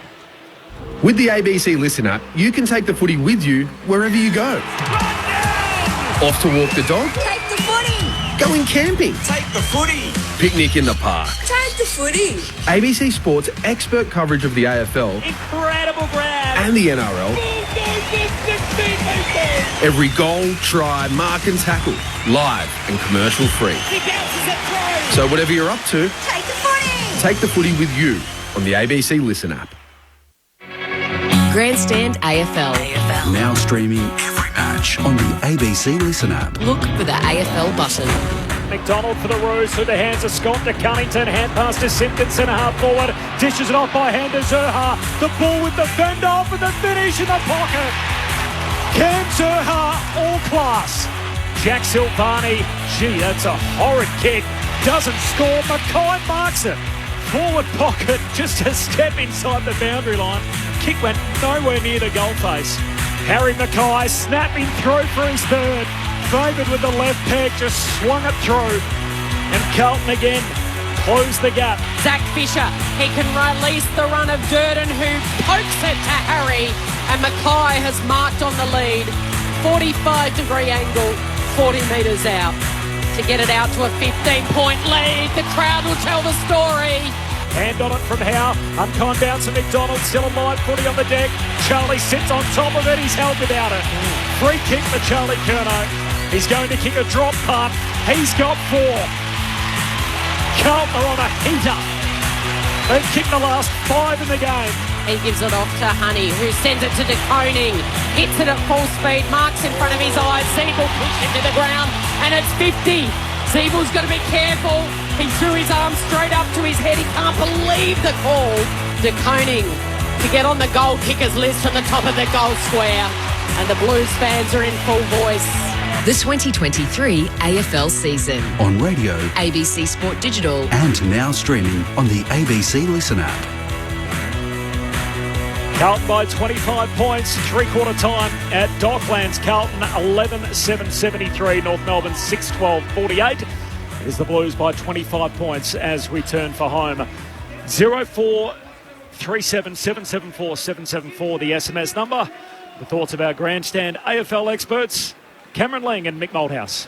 Well, very, very impressive by Carlton in that third term through the middle of the ground, Mick. We called it for it at half-time. We said that they were beaten pretty comfortably in the first half by the North Melbourne midfielders, and the message from Michael Voss would be just a quiet, firm word to that middle group of players, the midfield group, saying you need to fix it up, and they did. Centre clearances were excellent.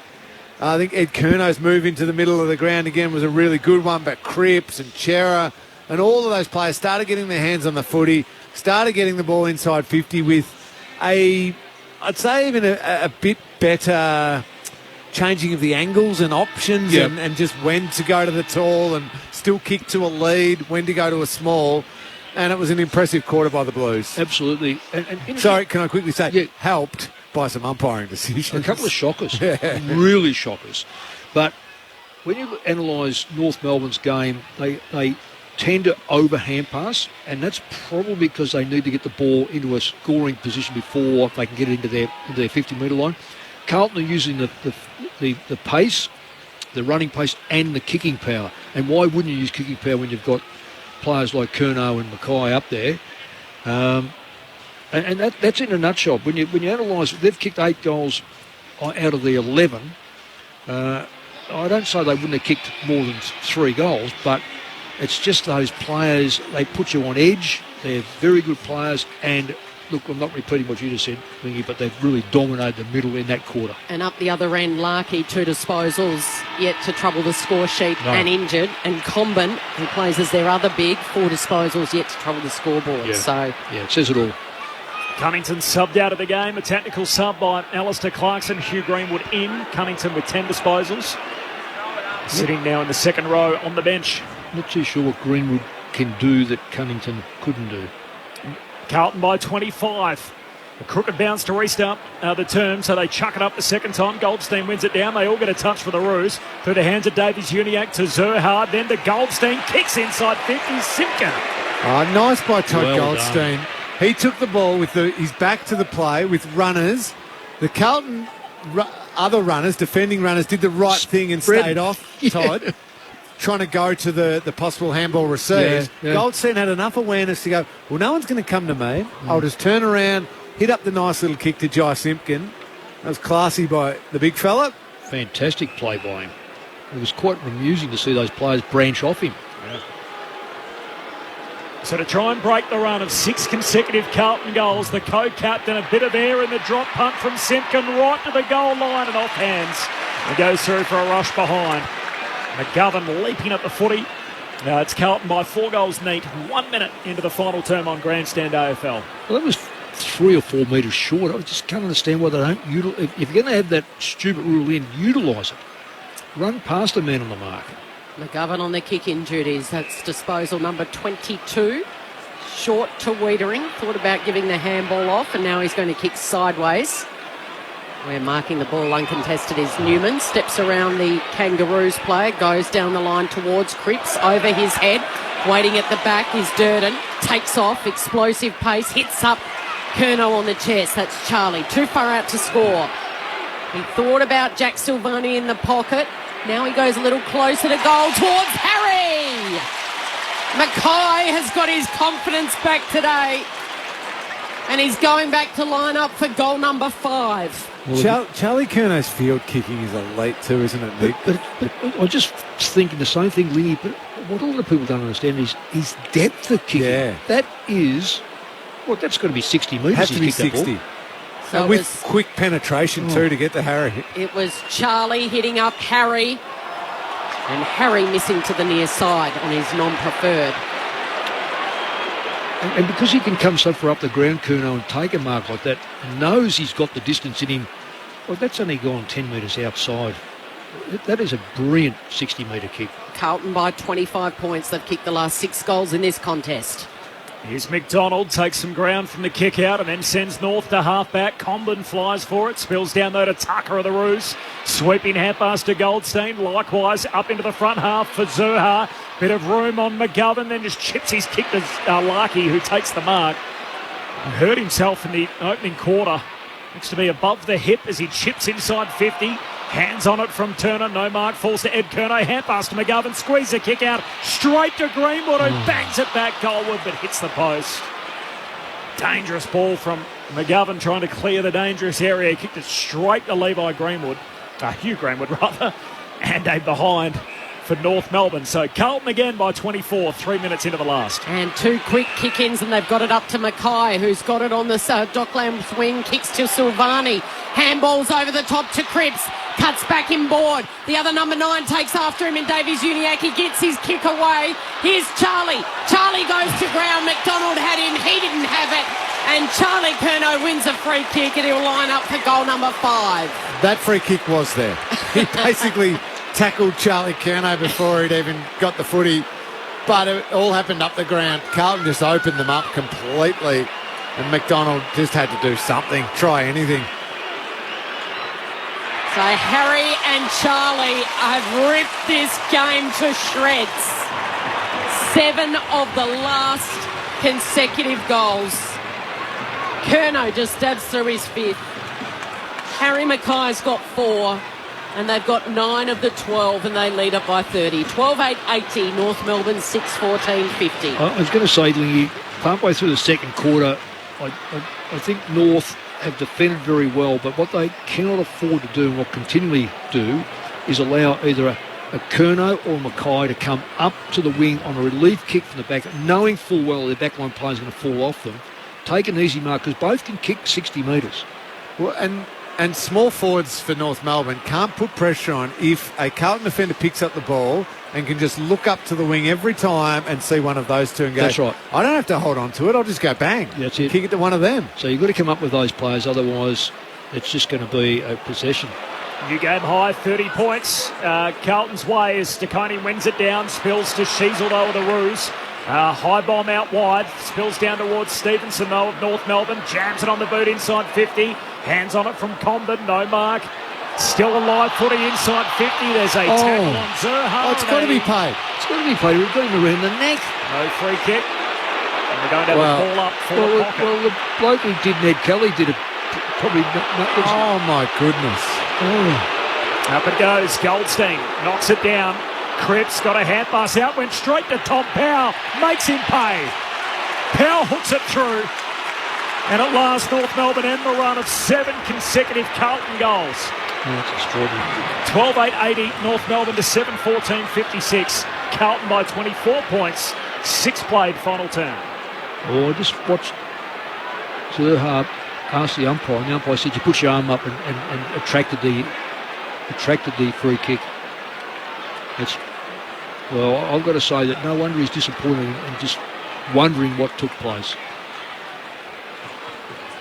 It's a nice finish by Powell in the end. It seems only right that North Melbourne do get a goal out of that one, given it looked like a definite missed free kick to Cam Zurha.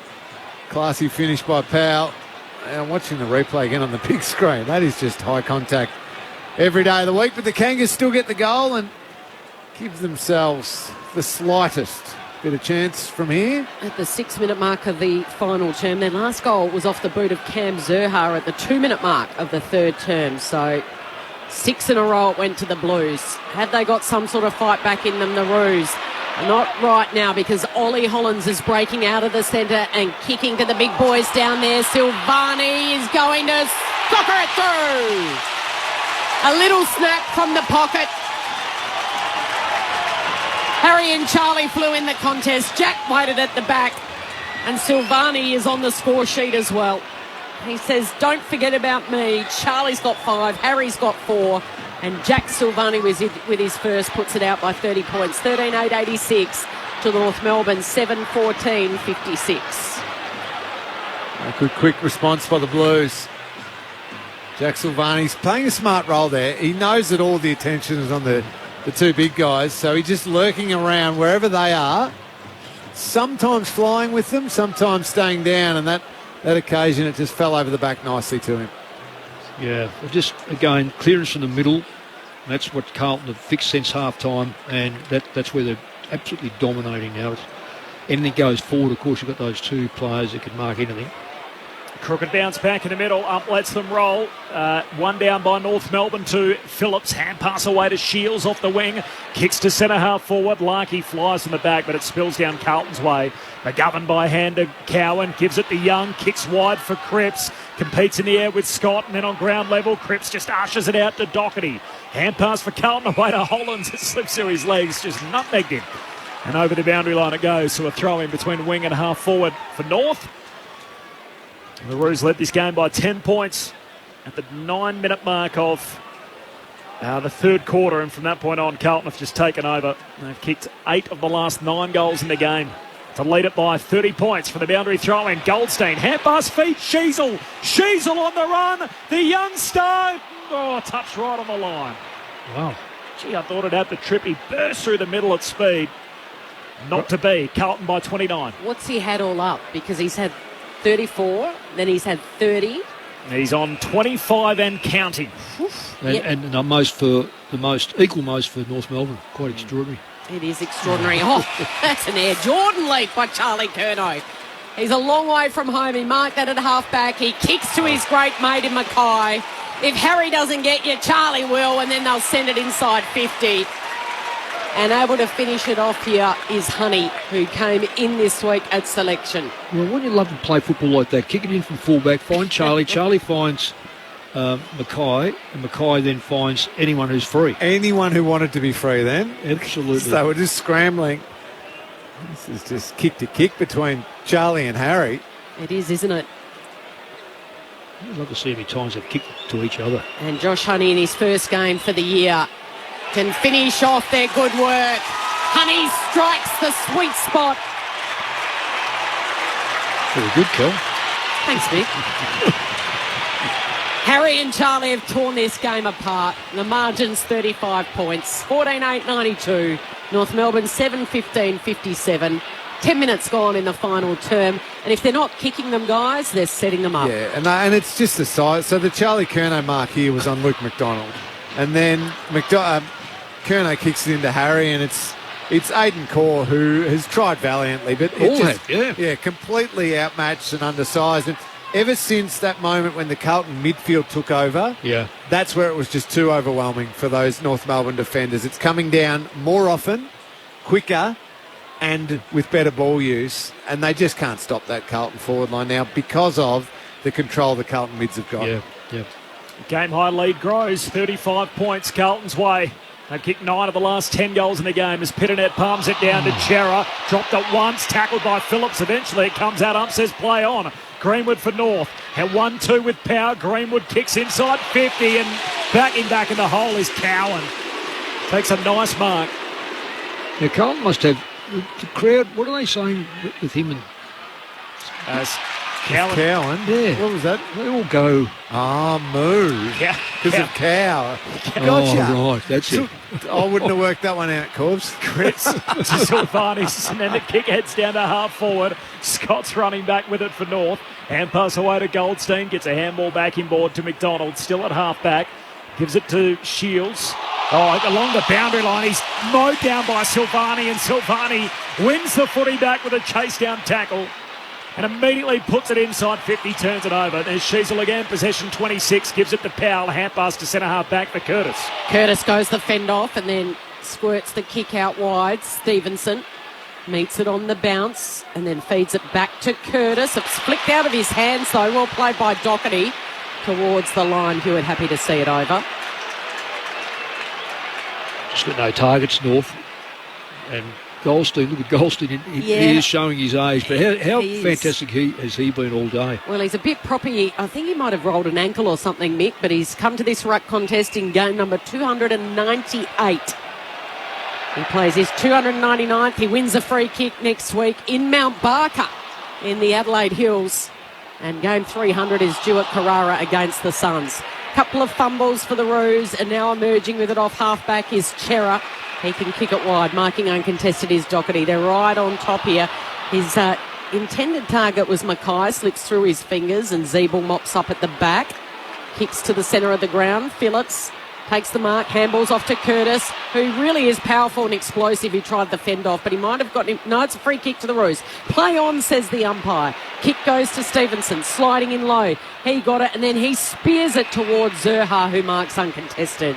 And Cam Zurha, who's battled his heart out, his big heart, out all afternoon, will line up for his third. 3 Kangaroos forwards versus Jacob Wiedering. Yeah. So a little confusion perhaps with that free kick in the middle of the ground. North Melbourne knew it was their ball, so they streamed forward. Carlton was slow to react. Cam Zurha, who's really rejuvenated himself under Alistair Clarkson, playing a lot more in the mid, shanks it. The cheers are from the Blues cheer squad right behind that one. Absolute shank as the kick comes back into play, and Zurha's going to get involved again here. Sard under the pump, and they clear it, the Blues defenders. O'Brien off the back flank, kicks down to Charlie Curnow, competes on the wing, no mark. Spills to DeConing, he's bowled over, and McDonald for the Roos collects the footy. Hand pass to Sheasel, possession 27, chips short to Greenwood.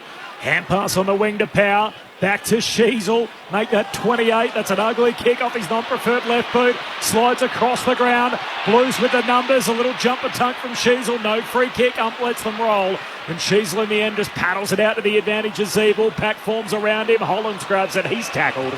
And a ball up on the outer edge of the centre square, city side of the ground, right on halfway. Carlton by 35 points. 14 and a half minutes into this final term. Goldstein wins it down. There's Phillips. Hand pass to Sheasel. Chucks it on the boot. Kicks inside the forward 50. Hand on it from Wiedering. Falls down to Sard. And Sard goes short to Hollands. Marks for Carlton. Defensive side of the wing. Looks inboard. Turns it over to Turner. Hand pass away to Phillips. Tucks it under his arm. Kicks for an unguarded goal square. Getting back. Whacked through on the line. And Young did well with a goal-saving effort. Just punches it through, and Carlton's lead now 34 points. 15 minutes into the final term. I'm going to tell you who's on this wing, waiting for the next ball to come in. Harry Mackay. Sweating on the next kick coming from fullback. Has McGovern got the 50 in him? He spots him. He goes long and high. Harry launches. Oh, Mick Malthouse. You won't get better special comments than that. Mackay launched and took a cracking contested mark. Kicks backwards to Wiedering, who kicks to O'Brien. There's loose players everywhere now for the Blues. They're lining up. Fisher, Durden over the top. Ed Curnow back to Fisher, who's got so much run about him. To Tom DeConing. Stops, props, gives it back to Ed Curnow from 50. He keeps it low. Guess who's in the goal square? Launching off one leg. He's got a Michael Jordan-like leap on him where the legs split out. And Ed's given it to Charlie. And Charlie will bring the house down with goal number 6. Curnow from the edge of the goal square. The set snap. Goal. It's not the loudest roar of the afternoon. They know they've got it in the bag, the Blues fans. But Charlie Curnow has 6 and Carlton lead it by 40. 15-8-98, North Melbourne 7-16-58. And the siren can't sound quick enough for Kangaroos fans. There's still 9.5 minutes to go, Langy. Yes, but for those two key forwards who have 10 goals between them, they want this game to go for a long, long time. You don't get too many chances to fill your boots completely these days. Here's a big chance for Charlie and Harry. Down to Tim Hodges on the boundary. Hodges. Jack Carroll just been subbed into the game for the Blues. Straight onto the ground, Mitch McGovern, who was playing sore with that corky, has been given an early finish, and he's been subbed out, sitting up on the back seat for us. North Melbourne led the game by a game-high 10 points back then early in the third quarter. From that point on, Carlton have kicked 10 of the last 11 goals in the game. In the Blues, through the middle of the ground here. There's young Carroll involved. Hand pass to Cripps, out to O'Brien. Floats a hand pass in front of Carroll with the fresh legs. His second touch in the chain. Gives it to Fisher. Hand pass out to Motlop. Goes on a run. Kicks goalward. Right to the behind line. Competing to Coney. And Zeeble in the end pushes it through for a rush behind. And every score for Carlton from here grows that game-high advantage. It's at 41 now. 17 and a half played in the final term. Yep, well umpired. Harry Mackay clearly ran over the mark and also interfered with Sheasel when he wasn't in the marking contest. Clear 50, well done. I think that might be disposal number 30 as well. He gives it off to Luke McDonald, whose eyes light up from right on 50, and then it's thumped through from Wiedering. Warm applause for Jacob Wiedering. There's Mackay on the wing again.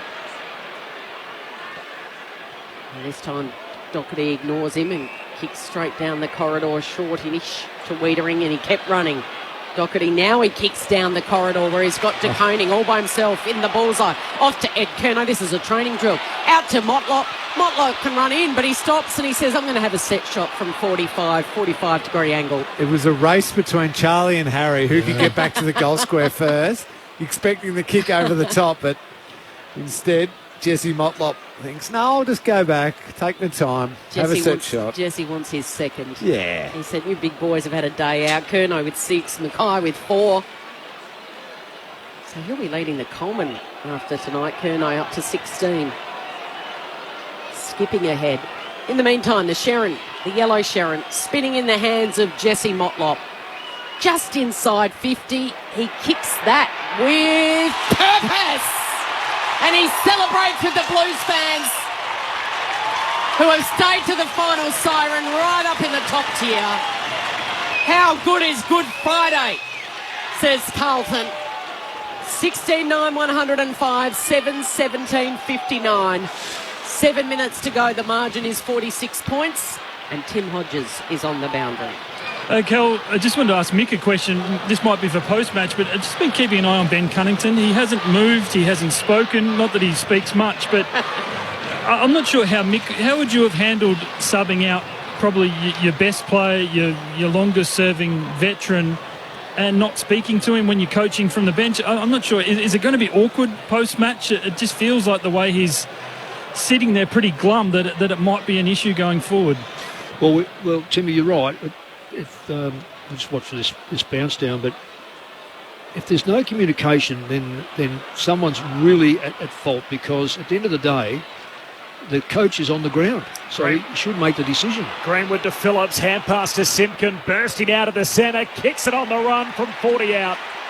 There's been very few of those for the Roos after half-time, but a reason to celebrate as Jai Simpkin pops her his second of the season. Carlton back to a 40-point advantage. 16-9, 105 the Blues. North Melbourne skip out to 8-7, 65. Jai Simpkin, the co-captain, with just the third goal for North Melbourne in this second half. It's only the second they've kicked since Cunnington's been subbed out. Yeah, a great play by Goldstein again. Just his competitiveness there to get that ball out.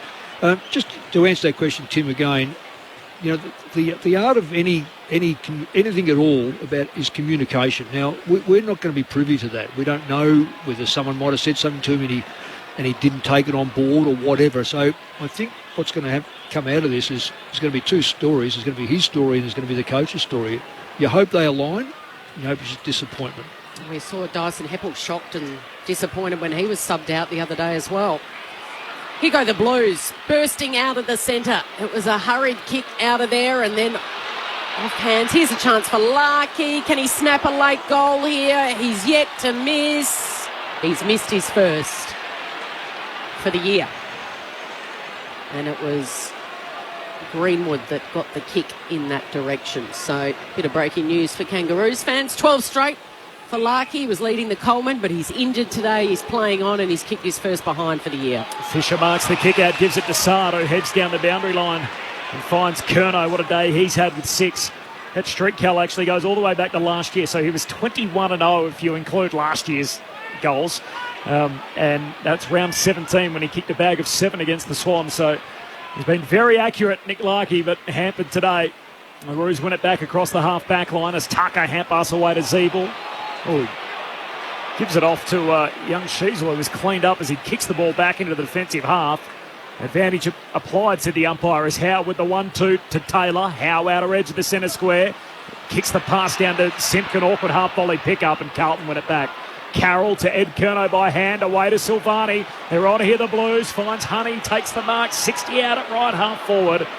North with numbers back. Honey trying to pinpoint his pass to Hollands. Whacked away from him. Hewitt picks it up, kicks into the pocket. Wanted Mackay, took out his own teammate in Motlop in the process, and the Roos win it back.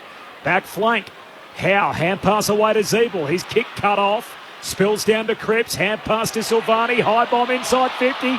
Juggled effort from DeConey, unsuccessful. And Bonner's there for the Roos. Hand pass to Sheasel. Hands it to Davies Uniacke, who'll kick to the back pocket for Shields, who takes the mark. Carlton by 39 points, time on in the last. Turner wants it down the line, and a well-weighted pass by Shields. What about the experience in that kick? And Turner marks. Wants to spear it into the centre. Over the head it goes of Greenwood, straight to the opposition. This is the young gun in Hollands. Takes off, kicks, looking for, but couldn't find Fisher. Fisher takes off after it, so too does Newman. Charging in and flicking it up is Cripps, but he's given it to the opposite number 9 in Davies Uniacke, and off to Scott across half-back. They've got it. Turner back to Scott, all under pressure here. Shields wheels around. Goes the fend off on Hewitt. Handballs over to Sheasel. Another disposal. Off to the run of Scott. He's a speedster. He takes one bounce. He takes on O'Brien, and then his all-important kick gets to Curtis. Curtis doesn't make it. He goes the fend off, and he should finish on his left, and he does. Salvaging something late here, the Kangaroos. Well played. And Curtis has got his first for the afternoon. Margin is 33 points. We're in the final 5 minutes of this contest.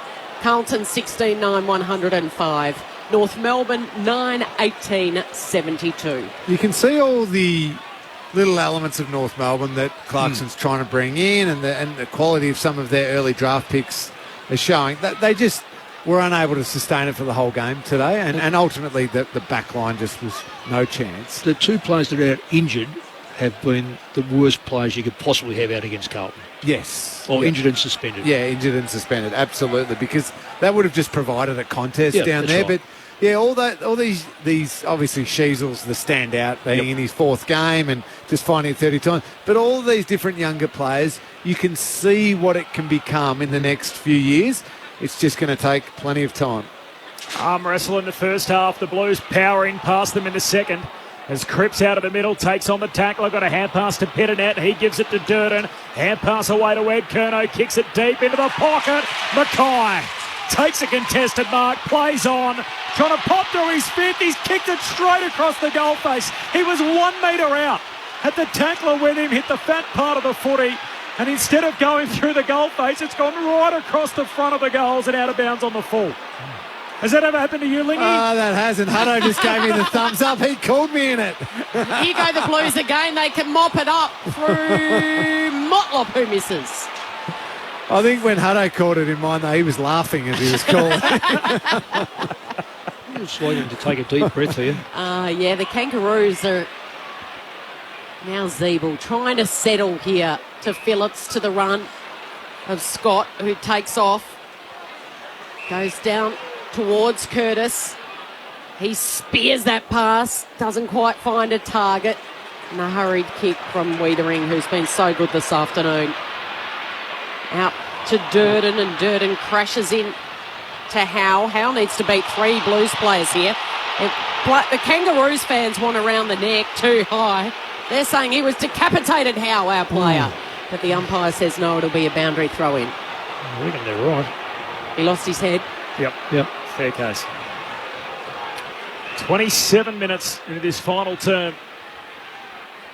The game opened up after half-time, and Carlton have run all over them. There's a blood rule here. It's going to be Aidan Bonner who's going to have to make the long trip across the ground. He was standing Harry Mackay. Do you know Corby, we're the only competition that still believes that one drop of blood means you have to come off. The only competition in the world. You're big on this, aren't you? I'm very big on this because it's ridiculous. Very good point. Why are we doing it? Why don't the trainers go out and just wipe it? Because he's not bleeding to death. You can tell that. And there's no ambulance waiting for him. He's got blood trickling down his cheek there as he again stops. He comes off the ground and now we restart things. Pitternet grabs it. Hand pass went straight to Howdo. Hurried kick forward. Stevenson the target. Couldn't take the mark. Greenwood just burrows in, wanted it more, grabs it, gives it to Davies Uniacke, kicks it deep inside 50. There's a free kick, a high tackle that's going North Melbourne's way. Wow. Oh, and now there's a wrestle as well between Powell and Newman, and the umpire says there's going to be a 50-metre penalty in Zurhaar. We march to the top of the goal square. It's all a little late, but Cam Zurhaar's got 3. He's done his bit again today. He's going to be a part of a losing team. Carlton, who led the game by 46 points not long ago, have now conceded the last 3 goals. Carlton by 34 in the waning moments, 28 gone final term. Carlton 16-10-106. And North Melbourne moved to 10-18-78. In fact, it's a 28-point lead for Carlton on the back of Zurhaar's 3rd. Lingy, it didn't deserve to be 50+. It did not deserve to be 50+. No, it didn't because of what North Melbourne did. But maybe I'm just looking for something really ruthless from Carlton. I would have loved to have seen when they had them at nearly 10 goals. Yeah, like really put them to the sword. But what it's good for North Melbourne. But I think for the public's point of view, this was not a 49,000 by the way at the ground. So that is really important for North Melbourne and the public. 3 and a bit left on this one. The Roos try to win it out of the centre. They do. Here's Davies Uniacke. Scott dances through a couple and then forced to handball onto Phillips. Goes quick. Couldn't quite hit Greenwood. It was stolen by Cripps to Doherty. The 2 former co-captains combined. And then the hurried kick. It's been marked by Charlie Curnow. They're still hungry for more. His kick is too wide for Motlop into that pocket. And it dribbles over the boundary. Just on Sheasel, Kel, he had 34 on debut. Of course, the most by any player on debut since 1991. He's on 33 at the moment. Ooh. He's gone 34, 30, 26 and 33 with still 5 to play. Extraordinary. Hasn't kicked a major yet. That'd give something for Roos fans. Instead, here's a chance for Durden as the boundary throw-in came back in. He was waiting behind the pack. And the snap is offline and it's through for a miss. Zeeble wants it and he wants it quickly. And he goes short on the kick into McDonald. McDonald, a hand pass away to Core. Stamps a kick to Shields, marks at half-back. Led the game by 10 in the 3rd quarter.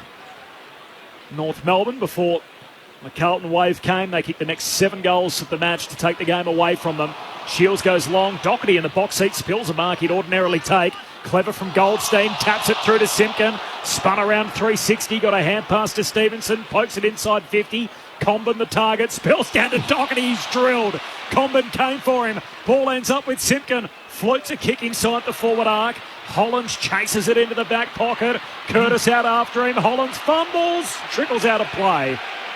Good pressure from Paul Curtis. It will have a boundary throw in forward pocket for North. So they fought on here. They've kicked the last 3 goals of the game, the Roos.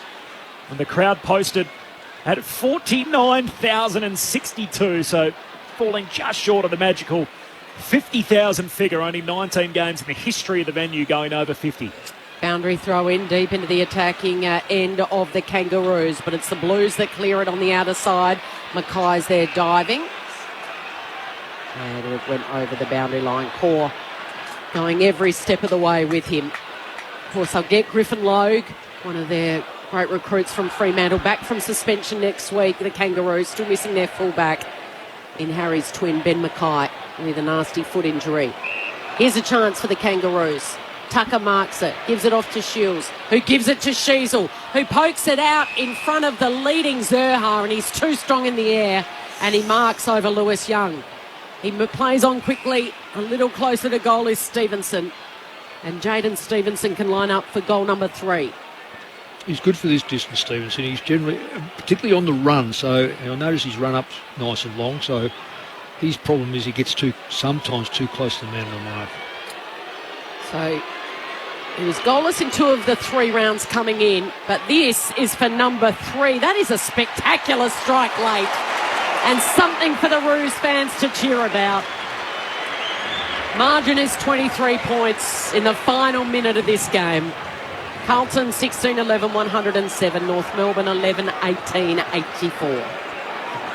Again, Sheasel involved in the build-up to that one, and probably could have got the handball off Zerha and would have ran it to 40 and maybe kicked the first goal of his short career. Instead, saw Jaden Stevenson just inside 50 in a slightly closer range than what he was, Cam Zerha, so unselfishly passed it off. Nice finish by Stevenson. The Kangaroos have run this one out well.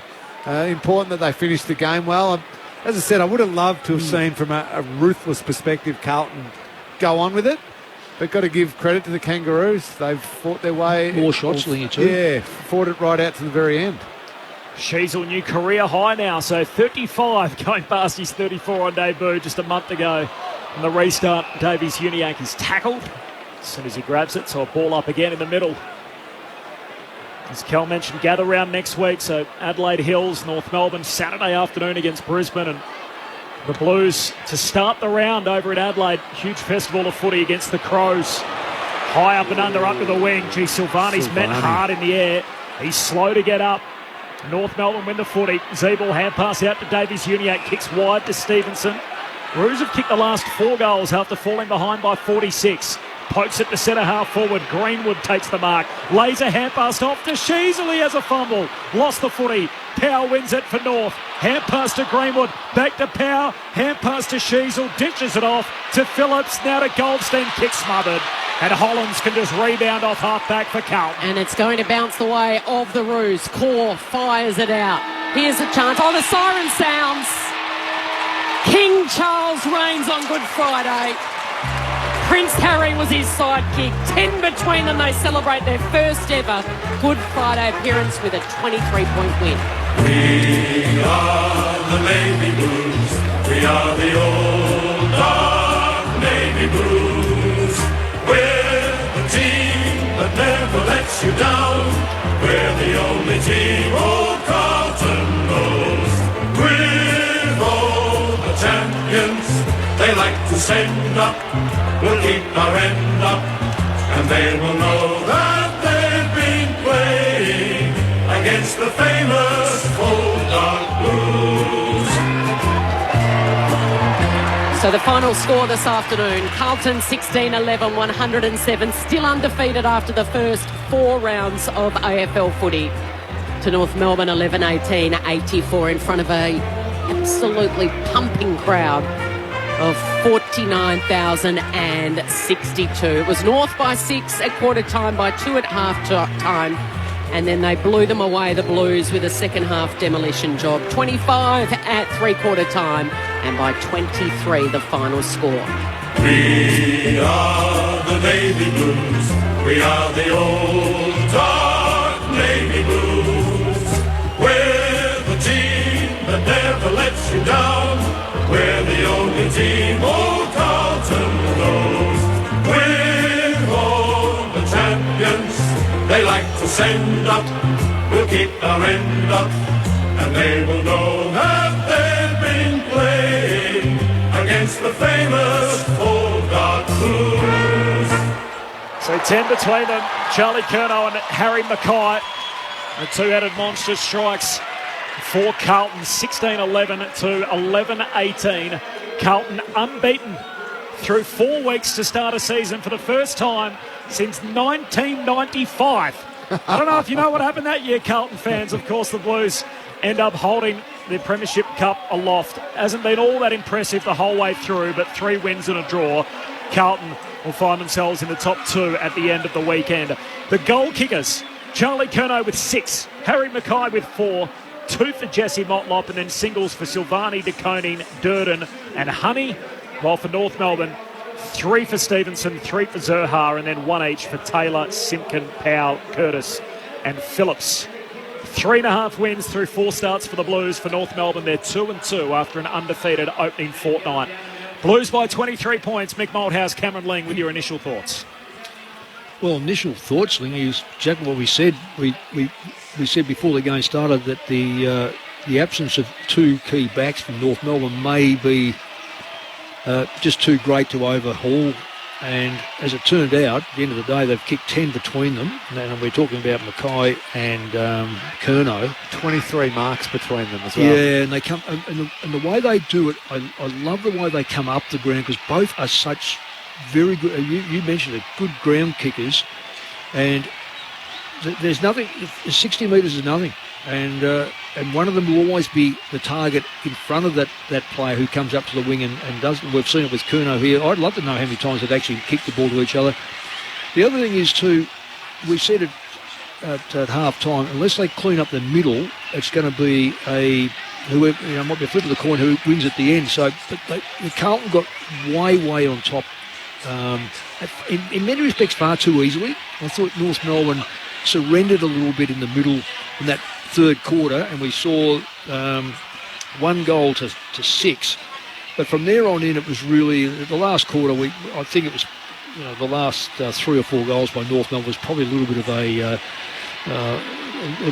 gloss on something that was, just wasn't there. They just didn't have the manpower. And again, you mentioned that there's some young kids out there that are going to make big headways over the next couple of years, and if they can all come together at the right time, well, it's rosy for North Melbourne, but it's keeping them together. It's making sure that they get the right balance. But let's look at Carlton. They're going to probably lead a ladder at the end of this round, or close to it. Are they the best side in the competition at this stage? I think the test is going to be when they start playing Collingwood and other type of sides that run the ball and will take away the advantage of those two key forwards by not only the player they play on, but the actual systems. Yeah, and the quality of their defensive mechanisms that can cover that, and their work around the ball. I agree with you. I've seen the elements that could make Carlton one of the best teams in the competition. Yep. Certain elements of their midfield, obviously that forward line. Jacob Wiedering, he did a superb job today. Nick Larkey was injured and was hampered, so that certainly helped him. The elements are there, but then there were times I watched today where it was fumble, miss kick, fumble, drop mark, and still just not. So to answer your question, no, they're not right now the best team in the competition on the way that they're playing. But what they've done is they've set up early wins plus a draw. Yeah. And then they can build on their actual form, the way they're playing as the year progresses. Signs are very, very good. And again, some younger players improving, and there's a bit of growth in a couple. Jesse Motlop finds a couple of goals today, and there's all of those bits coming together. I reckon Cherry's better for last year's run and understanding things more. I think Ed Curnow's still got an important role to play in this team. I think his job on Davies Uniacke was really important in the second half. Helped with that. It's not like he destroyed Davies Uniacke in the second half. No. But just blunted his influence. Took him from, say, 17 touches in the first half to, I think, 12 or 13 in the second half. And took away a little bit of that midfield element for the Kangaroos. So lots of positives, but still a lot of things to work on for the Blues. They're not going to get Harry and Charlie Curnow taking 23 marks and kicking 10 between them against the very, very best teams. But that's okay if they find 6 between them and maybe 15, 16 marks between them, and then the others all step up in their different roles. Then you can still end up with a team that can challenge come the end of the year. Lingy, which, Carlton missed out for the last kick last year. Yep. Virtually the last kick of the round. And we'll come back to you, Mick. Straight into the Carlton rooms for Tim Hodges. Kiara was our star at half-time. She is riding on the top of Patrick Cripps' shoulders for the song. Here we go. She's living a dream. We are the Navy Blues. Woo! We are the old dark Navy Blues. We're the team that never lets you down. We're the only team of Carlton. We're all the champions. Like to send us keep our hands up. We know that they've been playing. It's famous on our blue. That's one of the coolest moments. I can see Mum and Dad, Kiara's parents, are. Dad's lost it. He's crying like a baby. What a moment for them to see their little girl who has been through so much We spoke to her at half-time and she just sung the song on Patrick Cripps' shoulders. What a cool moment for that family. Win 3 for the Blues, and we'll have a player with you very soon, guys. Thanks very much, Hodgie. That's a great touch, of course, the Good Friday Super Clash in front of 49,062. I mentioned that magical 50,000 mark. 49,062 is nothing to be sneezed at. The highest attendance at this venue since 2013. Wow. So highest attendance in a decade here at Docklands. What's the highest here for an AFL game? Oh, 50-something, yeah. I think as high as that many. Do you know, was it that Geelong St Kilda game? That 2009 one? Yes. Round 14? There's only been 19 ever, and we're now into 1,036 games or 37 games that have been played at the venue. Sorry, I've asked you a question without notice there. I thought all week he would have been, Just what that's all he he's does looking all week is just read his stats. There we go. Sorry, Mick. 54,444 St Kilda Geelong Docklands 2009. You Round knew that, 14. Lingy. You were just baiting it because you picked of the 1,000 games that were played here. You've picked the one that you played in. And you knew it. I thought it was because it was so loud that night. I love getting him. Everyone, Mick, talks about how good that game is. I hate that game because we lost. Oh, I did think you? it was a rubbish game of footy. Well, I remember the build-up. I don't remember the result. I remember the build-up. 13-0 we both were. Michael Yeah. Gardner took that mark at the end to win the game. Right. He Oh, did too. Is it right? still angry. 0. Oh, God, what a game. No wonder the crowd came. I did interrupt you though, Mick. I apologise for the song. So Carlton home by 23. I know a lot of supporters like this, and I know as a coach, this is what you do. You count down, and we've said it in here, what you win, you put in your back pocket. With the 23 games, probably 13 will get you in the 8.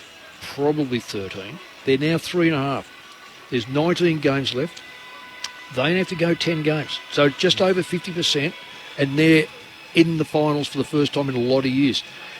That's you've got to keep ticking them off because those that have to come with a rush, generally you've got to keep playing your best side. You get to the finals, you get there, but then you just, look, Carlton could be in a position by the end of the year of being able to say, now we can pick and choose a few of these blokes that are a bit sore. We can leave them out. We know our 26th and 27th players okay. Geelong did it last year. A lot of sides try to do it. It'll be very interesting. I've just seen something that's the highest scores from kick-ins that I've ever seen. Carlton have scored 5 goals, 1 from kick-ins. And that's that system of having a big tall come up the ground, take the mark, turn around, find Gardner. Gardner was the one you would say. You've had it. Find Charlie Curnow or Mackay, whoever kicks it to who, and kick a goal. 5 goals, 1 is monstrous for kick-ins. I reckon if we saw every one of those clips, it would involve a mark on the logo here. Absolutely. From one of the big guys. One of them, yeah. That's incredible. And it shows when you're a building team, and North Melbourne have been pretty ordinary for a couple of years, and you're trying to grow something, you need every one of your best players playing. And missing Ben Mackay and Griffin Logue is massive for North Melbourne today. I still would be tipping Carlton to win that one, no worries at all, but it makes it a lot closer, and you don't have those two players quite having as big an influence. But they play against who they play against, whoever's on the field, and they played it superbly. The way they connected with each other, where one would always be isolated up here and then the other one would be isolated inside 50.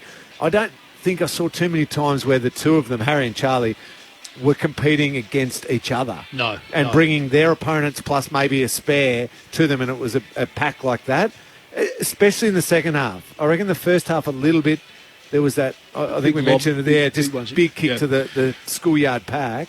Yeah, I was just going to say too, Lingy, one of the things you do as a coach, quarter time, half time, is analyse what's taking place and try to put something in place that's going to, like we've seen Curnow go in the middle and try to take out one of the North Melbourne key ball getters. But those goals, I've just said, for the public point of view, you can only score 3 ways, and those that are listening, you can only score 3 ways in AFL football. One is a stoppage, or ball, we'll say stoppage. One is a turnover, and one is from kick-ins. If you score 5 goals, that's monstrous. There's nothing that Clarkson could have done at half-time, because if they got one, they may have got one at half-time. Most of them come in that second half, and then you've got to say, if they're going to keep marking this football, we can't afford to let Harry Mackay run up the ground and go, oh, we can pick him off on the kick back.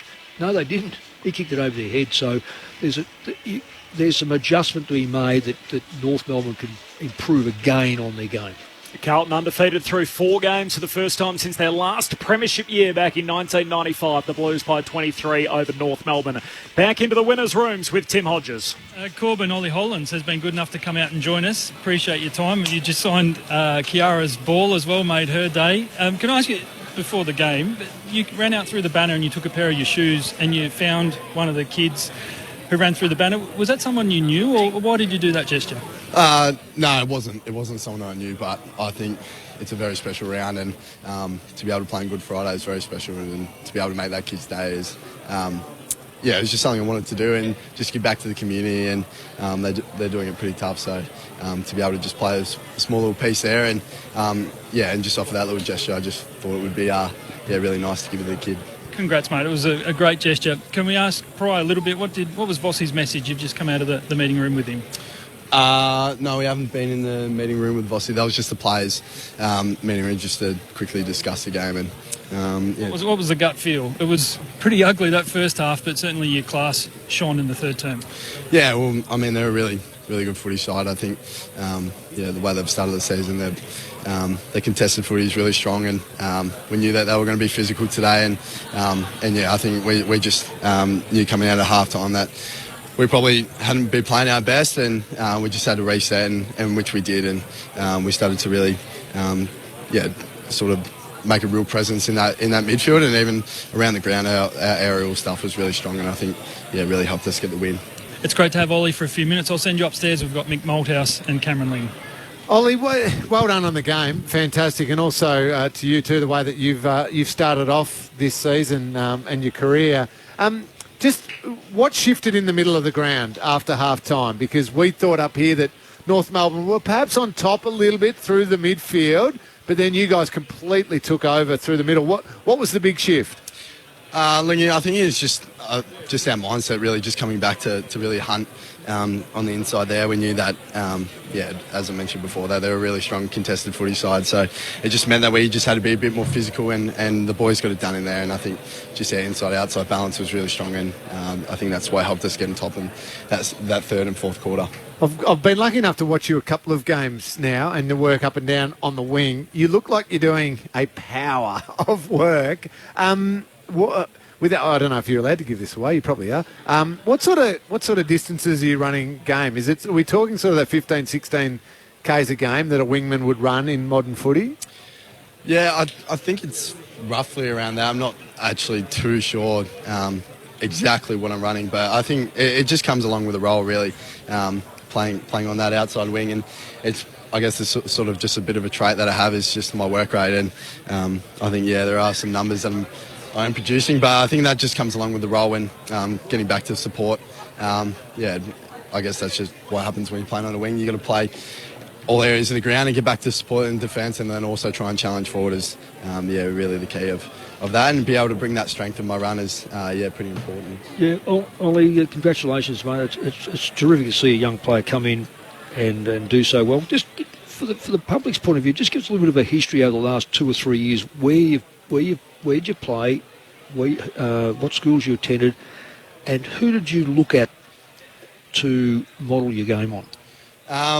Well, I think the last few years it's sort of just been a development through the NAB League, and I think it's now called the Talent Coats League or something like that. But then also just down at Geelong Grammar.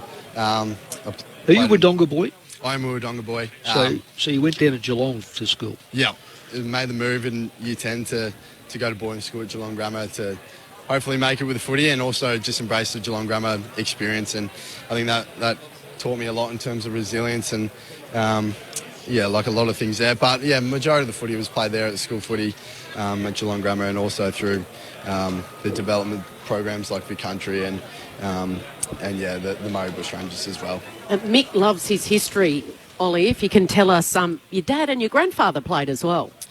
Yeah, so my great-grandfather, Martin Cross, he played here at the Blues as well. I think he was in the 61, maybe 61, 69 and 61, 9 and 62, I think, and played about 36 games. And, it's really special to be able to put on the navy blue jersey. I was a Carlton supporter growing up, and predominantly because of my great-grandfather's influence at the club. And also, my dad played 8 games for Richmond. It was at a few, on the list of a few clubs. And, just played the 8 games at Richmond. And of course, Elijah, my older brother, is up on the Goldie. He is on the Goldie, and he plays here tomorrow. Was he here today, or will you come and watch him here tomorrow for the Gold Coast Suns? No, to be honest, I'm not really sure if he was here today. I think, of course, with the teams travelling, obviously they've got to prep and get ready for their game tomorrow as well. But I'm not entirely sure if he was here. But I think it's always nice to try and come watch him play. It's hard at being a spectator now that I'm in the system. Like you're always constantly judging his patterns, and particularly because he's playing on a wing as well, so it's pretty funny. But whatever I can do to try and get there and support him, I'll make the most of that. I was on the Gold Coast in the lead up to round 1 on the day that you got announced your debut, and they were all calling Elijah Ollie at training. Ollie's brother. It's Ollie's brother. It didn't go down well. Who's the better player? Be honest. I'll give him the credit. I think he's a very damaging player. He doesn't need to have much of the footy to have an impact. We'll ask you again at the end of your career. Yeah. Wow. Do you swap notes at all? Do you talk to him about the life of an AFL footballer? Particularly more so going through the development process of it all. Having a brother in the system really helped me in terms of where I needed to be at with my footy, and particularly my under-18s sort of journey. But of course, still obviously talk a bit about our pre-seasons and sort of the work we're doing. We can't obviously go into too much depth, obviously, as we're at 2 different clubs, but obviously have good conversations on how we're both going and where we're finding we're both improving. But he's been a really good resource to have in terms of getting a lot of footy knowledge from him. Ollie, enjoy the win and the Easter weekend. I'm sure you'll be able to sneak a couple of chocolates in before Thursday night footy. We'll see you in Adelaide. Thanks, guys. Appreciate it. Ollie Hollands from the victorious Carlton Rooms. The Blues home by 23 points. They did lead by 46 time on in the last quarter. North the last 4 goals. And that Thursday night clash opens Gather Round in Adelaide, which will be a huge event. I think every man, woman and dog that's a footy fan will be in Adelaide next weekend. It's sold out. It sold out weeks ago, that clash. So the Adelaide Crows to kick it off and hosting the Blues will be very exciting. You know South Australia well, Cal. Obviously, you grew up there. I think you still consider yourself South Australian somewhere along the line, despite living in Melbourne now for many years. Is it going to work as a concept? Yep.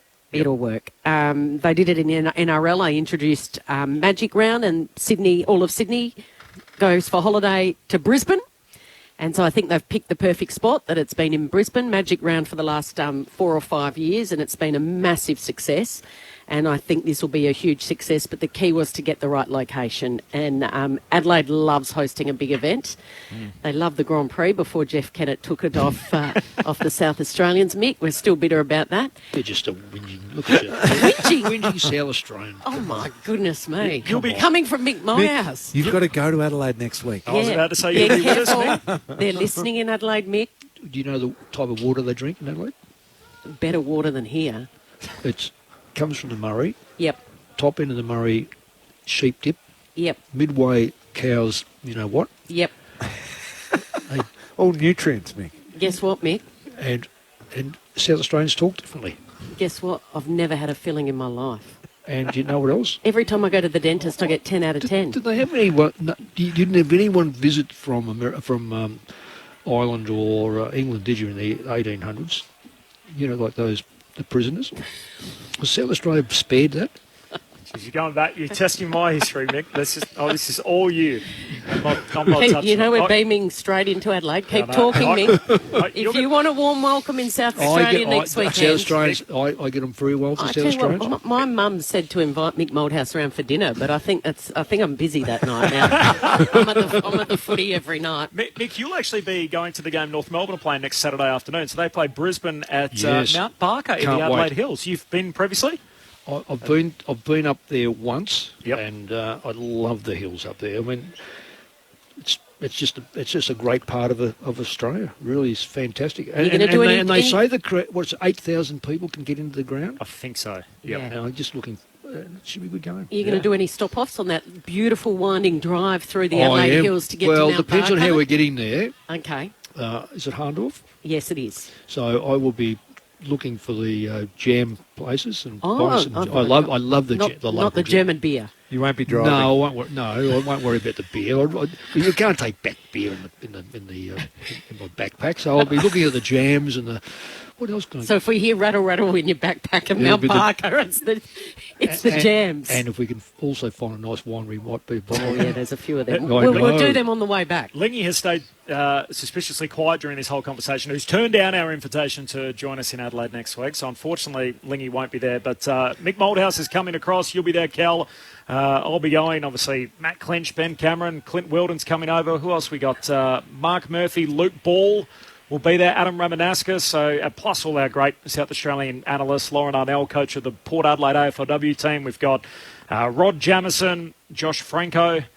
I'm going to miss a couple, I'm sure. But everyone that's there, it's going to be excellent. Who's organising the commentary gather round? Maybe Sunday night. Well, I struck out on the Easter egg organising tonight. You so did? No Easter eggs. Maybe that's something for me to try and pull together. What would be a good night to do it, Cal? Oh, maybe Sunday night when we can sleep in Monday. Yep. Catch you playing back very early. I was about to say, some of us might be darting off to the airport. 49,062 in to see Carlton by 23 points over North. 16-11, 107 North Melbourne, 11-18, 84. Harry Shees also 37 disposals, Cal. Yes, he did. Extraordinary. We're still waiting to break through for that very first ever goal, which will be a moment. But let me give you, because I do have a stat for you. Is this the update on most ever after 4 rounds? Correct. 4 games? Yeah, you're all right over. You got it? I've got it. Go for it. All right, Sheasel, 127, most ever after 4 games. Give some of the names who he's ahead of, too. Mark Bairstow, 121, 116, Greg Williams, Michael Barlow, who did 30 and 30. I've got a good story for you. I'm not sure if I can say this on the radio. He did 30 and 30 like Sheasel in round 1 and round 2. And last week in the TV commentary, I said only he's trying to get 30 in his first 3 games and beat Barlow, Michael Barlow. A little cheeky text came through from Michael Barlow. And he said, but Harry Sheasel didn't have Lingy tagging him in his 3rd ever AFL game. Thanks, Mick. Isn't that cute? Otherwise, Michael Barlow will be on the list. Exactly. Craig Bradley, Scott Russell, and Nick Dacos is there as well, of course. But Harry Sheasel, most ever disposals after their first 4 games of footy. You belled up a bloke in his 4th game. Well, he was going that well. Yep. Yeah, Bomber tapped me on the shoulder and said, "You're going to Mick Barlow." Who's that? I quickly found out just how good he was. You you held him to about 18 or 19, I think. So you did a good job. Carlton by Sorry, Mick. Carlton by 23 points. So they remain undefeated through 4 weeks. They'll be first or second on the AFL table at the end of the weekend. Only St Kilda can leapfrog them provisionally first, obviously, with still 7 games of AFL footy to play this weekend, the Easter long weekend. The votes, Lingy, in the ABC Footballer of the Year. The votes. I'm going to give 1 vote to a North Melbourne player. It's not going to be Harry Sheasel, unfortunately for Harry, despite having 37. I'm going to give it to Jai Simpkin. I thought he just battled really hard all game. Reward for effort. 29 touches, 1 goal, 6 clearances. Got the ball inside 50 as well. He just tried hard all game. So I thought he deserved a vote in a North Melbourne team that just fought it out right to the end, which I liked.